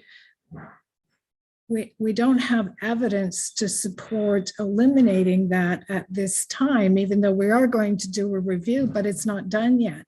So I think the frustration is the request, because of supply chain issues, is coming ahead of the use of force. And we don't really feel that we have the evidence, strong evidence one way or another. We have, some of what Inspector LeBlanc told us about the inquiries that have come out suggesting that this is an appropriate device. And we have the experience of other police services that seem to be using this as a de-escalation tool. On the other hand, we have a community that's concerned, very concerned with this as a de-escalation tool. So it's, you know, it's a difficult decision. I can understand why the board is wrestling with this decision. Myself, as the board chair, you know, I'm concerned about this expenditure in advance. But having said that, I don't feel that I have the evidence not to agree to this expenditure, because that would basically be taking away a tool and potentially taking away a useful tool for our frontline service members. And we don't have evidence to suggest right now that that's what we should do. So that's where I am in terms of my thinking, but Member Smallwood, over to you. Thanks very much. And you mentioned evidence. And I think it's kind of interesting because I was on the board when the use of tasers, use of CEDs, we've got to get this terminology down, was expanded to the front line. And one of the things that I asked for at the time was that evidence be brought to the board, because that was indeed the argument, was it would reduce baton strikes and the use of lethal weapons, guns. We've had several years now of things, so I'm a little surprised that I haven't seen our own evidence showing that there has been a reduction in injuries, reduction in use of force, a reduction in use of lethal force since they were introduced. That would seem to me to be something that would be front and center, is to say, here's the great experience that we've had. The other thing that's missing, I think, one of the things that I would like to see in the use of force continuum is, and it isn't mentioned, is the verbal de-escalation. It seems that the idea is either it's a taser or it's a CEW, or it's a baton or a gun. My understanding is that sometimes the CEW is viewed as a non-lethal use of way of controlling the situation, and therefore it's more likely to be used because it's viewed as not harmful. And it might be possible, and I'm not prejudging what the outcome of the report would be, but it might be that there's a more willingness to use it because it's viewed as non-lethal, as opposed to spending more time attempting to verbally de-escalate. As was said, we're not the experts. I certainly agree with that. And that's why I feel more comfortable waiting until the experts have weighed in. And I would very much like to see, if we have it, perhaps we have it, where is the practical evidence of the Ottawa Police Service since the introduction on the front line of CEWs in the reduction of the use of force and the reduction in injuries on ours? Because that would certainly, I think, help all board members in terms of making a very difficult, as you've said, Chair, an extremely difficult, dealing with difficult issue. Thank you very much. Thank you, Member Smallwood. There are a number of board members with their hand up, but I see Chief Slowly has his hand up as well. Did you want to add something at this point, Chief? Thank you, Chair. I'm not sure when it crept into the narrative, but just to be clear, there is no weapon issued to, there is no device or tool issued to a police officer where the device itself is a de-escalation technique. De-escalation is training that allows officers to use soft skill techniques such as negotiation, officer presence and positioning, engagement of negotiators in a wide range of activities in order to reduce the stress involved by all people involved in any incident. There is no device, a baton, a radio, a flashlight, or a conducted energy device that is the de-escalation process. Just to be clear about that, we have one of the best levels of de-escalation training in Canada and in the world right now. It is improved upon every year. We've invited the board repeatedly. Now we're about to invite the board again to come and participate in all of our use of force training, in all of our de-escalation training. It is an open book. It's always been, and we invite you to do so. But the tool itself is not the method of de-escalation. just to be clear about that. I'll be happy to answer any of the questions, but I thought it was important for me to clarify that misinterpretation that has crept into this important dialogue. I'll return the chair back. You've got other members who have questions or positions to put forward. Thank you. Member Johnson. Okay, thank you, Chair. And maybe I could just ask Chief just to speak on the evidence that supports the use of CEDs at this time, if he's available to do that. Okay, thank you. Because that was raised by one of the delegates. Is perhaps that's something will be part of our use of force study, that information, and those results of the effectiveness of it. But are you able to share some of those details with us tonight, or Inspector LeBlanc? I can comment on stats if the chief needs a minute. Please. Go ahead, please, Kev. Okay. So yeah, just in relation to stats, our 2020 stats, just to kind of summarize the deployment, we had 193 incidents where a CEW was used, and that's either deployed or used by a demonstrated force presence only, where it wasn't applied to a person, it was only shown to a person and sparked so the person could view it. So in those situations, 118 of them were resolved with no further use after the spark display. So that's 60% of the time by displaying the unit ends in compliance and no force is used. In the rest of them, where a deployment was used, there were no injuries to the subjects or the officers. So in all 193 incidents where, as the delegation mentioned, there's a higher threshold placed on the ministry to consider the use of a CEW. So it's classified as an intermediate weapon, just like a baton or OC spray. But unlike a baton or OC spray, it can only be considered when there's an elevated threat, which the minimum is assaultive behavior, or the other condition is an imminent need to end threat. There's a very dangerous ongoing situation where the officers there, if they don't end the threat imminently, there's going to be serious injury or death. So that's the seriousness of all 193 of those calls for service. And the result was 0 injury to officers or members of the public. Thank you for that. And those are good stats for us to be informed about tonight. And, obviously we can't kind of, like in medicine as a family doctor, have a control group where a different method is used. That's not possible here, but we can see what the use was actually, the effect of the use in 2020 here in Ottawa. So that's helpful.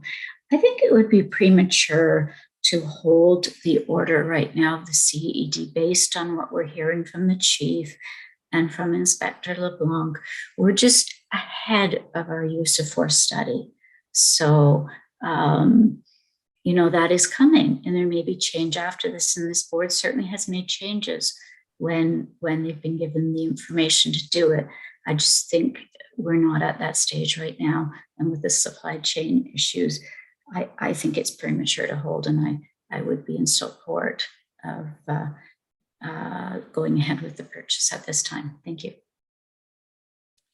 Thank you, Member Johnson. Member Sueda.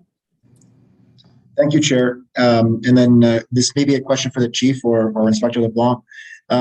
Inspector LeBlanc, you mentioned that the coroner's office is recommending the use of CEDs as a non-lethal option. So I'm assuming by their recommendation, they've obviously studied its abilities and definitely recommending it. And it seems like they've expanded the recommendation over the years. Is that what I heard you saying earlier? Yeah, correct. So those 3 underlying benefits of the CEW were first brought up in a coroner's inquest from 2005. So many other coroner's inquests had similar results. I can't tell you if they scientifically study the device itself. That would be the role of the ministry in order to approve it to issue to police services province-wide. But over the years, the use of CEDs has been expanded on their recommendation. Correct. So first, back in the early 2000s, they were approved by the ministry only for use by tactical and hostage rescue units. So then obviously it becomes a weight. So and the coroner's office also acknowledges that if a CEW is required, it's usually required within seconds or the first minute of the first officer on scene. Therefore, waiting for the tactical unit in the original approval for 20, 30, 40 minutes was not feasible, and which is why the recommendation to further expand to frontline supervisors and then to frontline first-class constables, and now in the late around 2017, the ministry removed any limitations as to who may carry a CEW. So that was all guided by the developing coroner's inquest recommendations. Good. Thank you, Inspector. Thank you, Chair. Okay, thank you, Member Sueda. Member Meehan. Thank you, Chair. Could I just get a reminder of how many units we're actually thinking of purchasing? So there was 400 units, but 650 units will time out in Q4. So are we looking for 650 units? Is that what we'd have to purchase? The recommended purchase is for the 400 units so that's 200 that were deferred from 2021 and 200 for basically with our reduced deployment model of maintaining 1,000 units. The idea is to spread out the purchases and get away from these bulk orders that are all going to expire at once, and just have a maintenance requirement of purchasing 200 units per year, and depending on recruiting and hiring levels, potentially a small amount for growth. But ongoing, the requirement would be to even out the purchasing to get rid of these mass expiries and just manage 200 units per year moving forward. Okay, so how long does it usually take for the product to arrive? I mean, we don't really know, I guess, with supply chain issues right now, but could it be Q4 this year before we ever get given 200? It even may not be. So I was contacted directly by Axon just because we had that deferred order that they quoted last year, and they just gave me the heads up at the beginning of the month that due to so they're manufactured in the US, and they're having issues with some of the materials for manufacturing that's of the CEWs and the cartridges. So the delay right now is approximately a year. And then when you add that to the large orders that have just been placed even in Ontario. So Toronto, OPP, Peel, and I believe York have placed some significant, so there is competition for current supply. So it's possible we may get them for Q4, but it would be very close. They basically contact me every day to ask if there's any updates. Okay, so would we put in the order then for the 400, or would the 200, could the 200 do us down? Like, I mean, and do we have to pay for everything right up front? So the idea of the 200, so that's the 200 from 2021 and the 200 from 2022. And we would find further efficiencies out of that 650. I don't think we can whittle it down if we're going to maintain the current deployment model. I don't think we can get it down to 400, but I think 400 would get us through the year and into next year. And then we'll be able to have a firm number for purchase in early 2023. Okay. Well, I think given the use of the review of the use of force, I cannot see them coming back with recommending that we don't use the CEDs. I just don't. It's a tool in the de-escalation. I think it would be silly.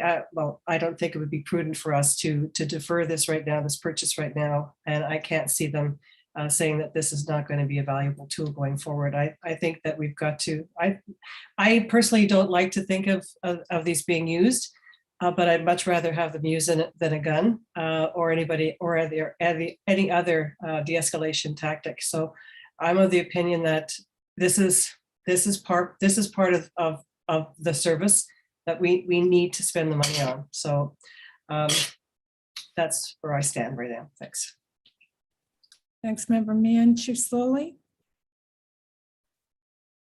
Thank you, Chair. I know there was a desire for some research and efficacy around this, and I'm grateful to Jeff LeBlanc for referencing the coroner's reports. I will turn the board's attention to a 2017 comprehensive review by the Office of the Independent Police Review Directorate. At that point, the director was Mr. McNeely, who I believe is someone that Vice Chair Smallwood would know personally and would understand the quality of his work around policing oversight for a long period of time in 2 different provinces. The 2017 report, I'll be happy to send the information to the board on a separate email or as part of an inquiry, actually looks at a large number of coroner inquests that go back as far as 1996 and as recently as within the last 2 years.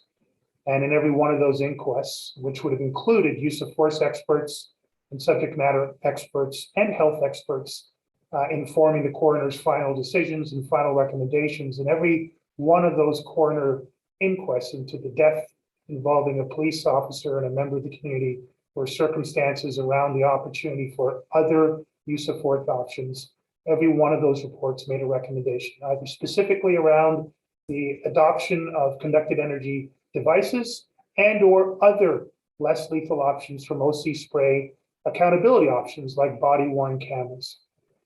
So it's well documented, well researched by independent, third-party, credible folks over the course of time. Nothing that I've just said should preclude, and all of it, in fact, should validate the board's need to do its own review of use of force policy within this police service, which we will fully support. But a failure to make a decision on this purchase 4 months after we first brought it forward with the clear information of the supply chain risks in an underinformed position that the board is in right now increases risk to this service, to its members in the community, and to the board. We'll stand by your decision ultimately that you take, but it's important that you have the most informed decision you can. So I'm grateful for the discussion and the questions. It's an important matter. We'll return this to your good judgment. Thank you, Chief Slowly. So the recommendations on the report, the first one basically is to direct the chief to adjust the use of force policy. It's from what was there. What was there said, change the wording from the chief will be authorized to issue CEWs to all sworn members. So what we're actually doing is changing it to the chief is, and I'm going to ask for a minor amendment there to say the chief is authorized to deploy conducted energy weapons to all sworn frontline officers and other sworn officers based on operational necessity and with the approval of the chief or designate. So I hope everyone's following that. It's instead of that the chief is authorized to provide them to all sworn members, it's to all frontline officers that he's authorized. We're not directing him to provide them to all of the sworn officers, but we're authorizing him to do so using his own judgment or his designate's judgment. And then the second one is the delegation of authority. So shall I do yeas and nays or just all of those in favor? Is there anyone opposed? Chair, I'm if we're changing from direct to authorize in number 1, I'm in favor of that, and I'm opposed to number 2. Okay, so is there anyone? Member King, it's the same scenario as well as Member Smallwood. Okay. Let us call a recorded vote one by one so that we have the record instead of. Okay. So let us go by one. Yeah. Okay, all those in favor of item 1? Carried. Carried. Don't see any dissent. And then item, Sorry, just a small amended one, authorization, not. yes, as amended to, the chief is authorized to, that's the amendment.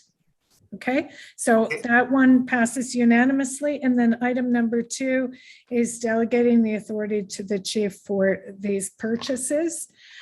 So I'm just going to go across the screen as I see the members. So Member Nerman, yay or nay? Yeah, I support. Yay. Member Sweda? Yes, I support. Member Smallwood? No. Member Meehan? Member Meehan? Yes. Member King? No. Member Johnson? I support. And Yes. myself, I support it as well. So the vote is 5-2. Okay, so that item carries. We'll now move to our final item, which is item number 24 and held by Member Nerman. So Member Nerman, over to you. Thank you. Thank you, Chair. Chief, I have a chance to review the service response to my questions from December 2021. Falling story in the Ottawa Citizen about the OPS ability to respond to crimes in several investigative areas. And I must tell you that I am very concerned. In my inquiries today, I want to place my focus on the data concerning the 565 outstanding internet child exploitation files. We are not revisiting the 2022 budget. However, in the discussions on the budget, I asked you about the potential impact on operations if you did not receive the requested budget. At that time, you assured us that frontline services would not be affected or would at least be prioritized. What you are saying today is that OPS does not have a cybercrime unit and cannot consider forming one due to budget constraints until 2023. OPS, therefore, continues to fail in its obligations to the provincial cybercrime strategy and in protecting innocent and vulnerable children from exploitation and harm. I also appreciate that these units take time to develop, as investigators must be developed and trained, and a great deal of infrastructure and mental health supports must be put in place to facilitate the work and protect the investigators. Chief, every month we delay in this area, your data suggests that an additional 45 files are added to the backlog. Many of these files come with expectations from our partners at Cybertrip and Crime Stoppers or the other small police services that we are charged with assisting. Let me also be clear that I stand with my fellow board members in demanding the efficient use of the police budget and that the OPS generates public value for the resources it receives. I question the judgment, however, on where we are prioritizing our spending. Chief, I have no hesitation to say that we will fail in our duties as an individual, as a parent, and above all, as a board member, if we do not prioritize and protect these innocent and vulnerable children from this exploitation and harm on an ongoing basis. So my questions, as a follow-up questions are, and Chief, you can respond me later, and if you need, I can ask our board assistant to email you the copies, but I will be reading those questions now. A, what are your operational priorities and what priority are you placing on the development of the Internet Child Exploitation and Cybercrime Unit? B, how long would it take to develop these dedicated units if the budget was received in 2023? Is OPS hiring supportive of the skills needed to staff these teams without long lead times? Therefore, are we hiring the right recruits, or do we need to consider other strategies such as civilization? And finally, Chief, what would it cost to create an Internet Child Exploitation Unit that meets the need of our community and is aligned to the requirement of the provincial cybercrime strategy. Thank you. Thank you, Member Nerman. Chief, did you want to reply in writing to these questions? Are fairly detailed. If they're important questions, Chair, I would like to provide a full written inquiry, full written response to the inquiry. Thank you. Okay, thank you. Thank you, Chair. You're welcome, Member Nerman. Anyone else on this item? So is the item received? Received. And I believe that brings us to the end of our agenda. Is there any other business? Okay, for the benefit of the public, I would like to note that our in-camera meeting was held earlier today. The board discussed the fourth quarter labor relations report, as well as 2 personnel matters and a delay application. Our next regular meeting will be held on Monday, February 28th at 4 p.m. And I'm looking for a motion to adjourn. Member Sueda, thank you very much. Meeting adjourned. Thanks, everyone.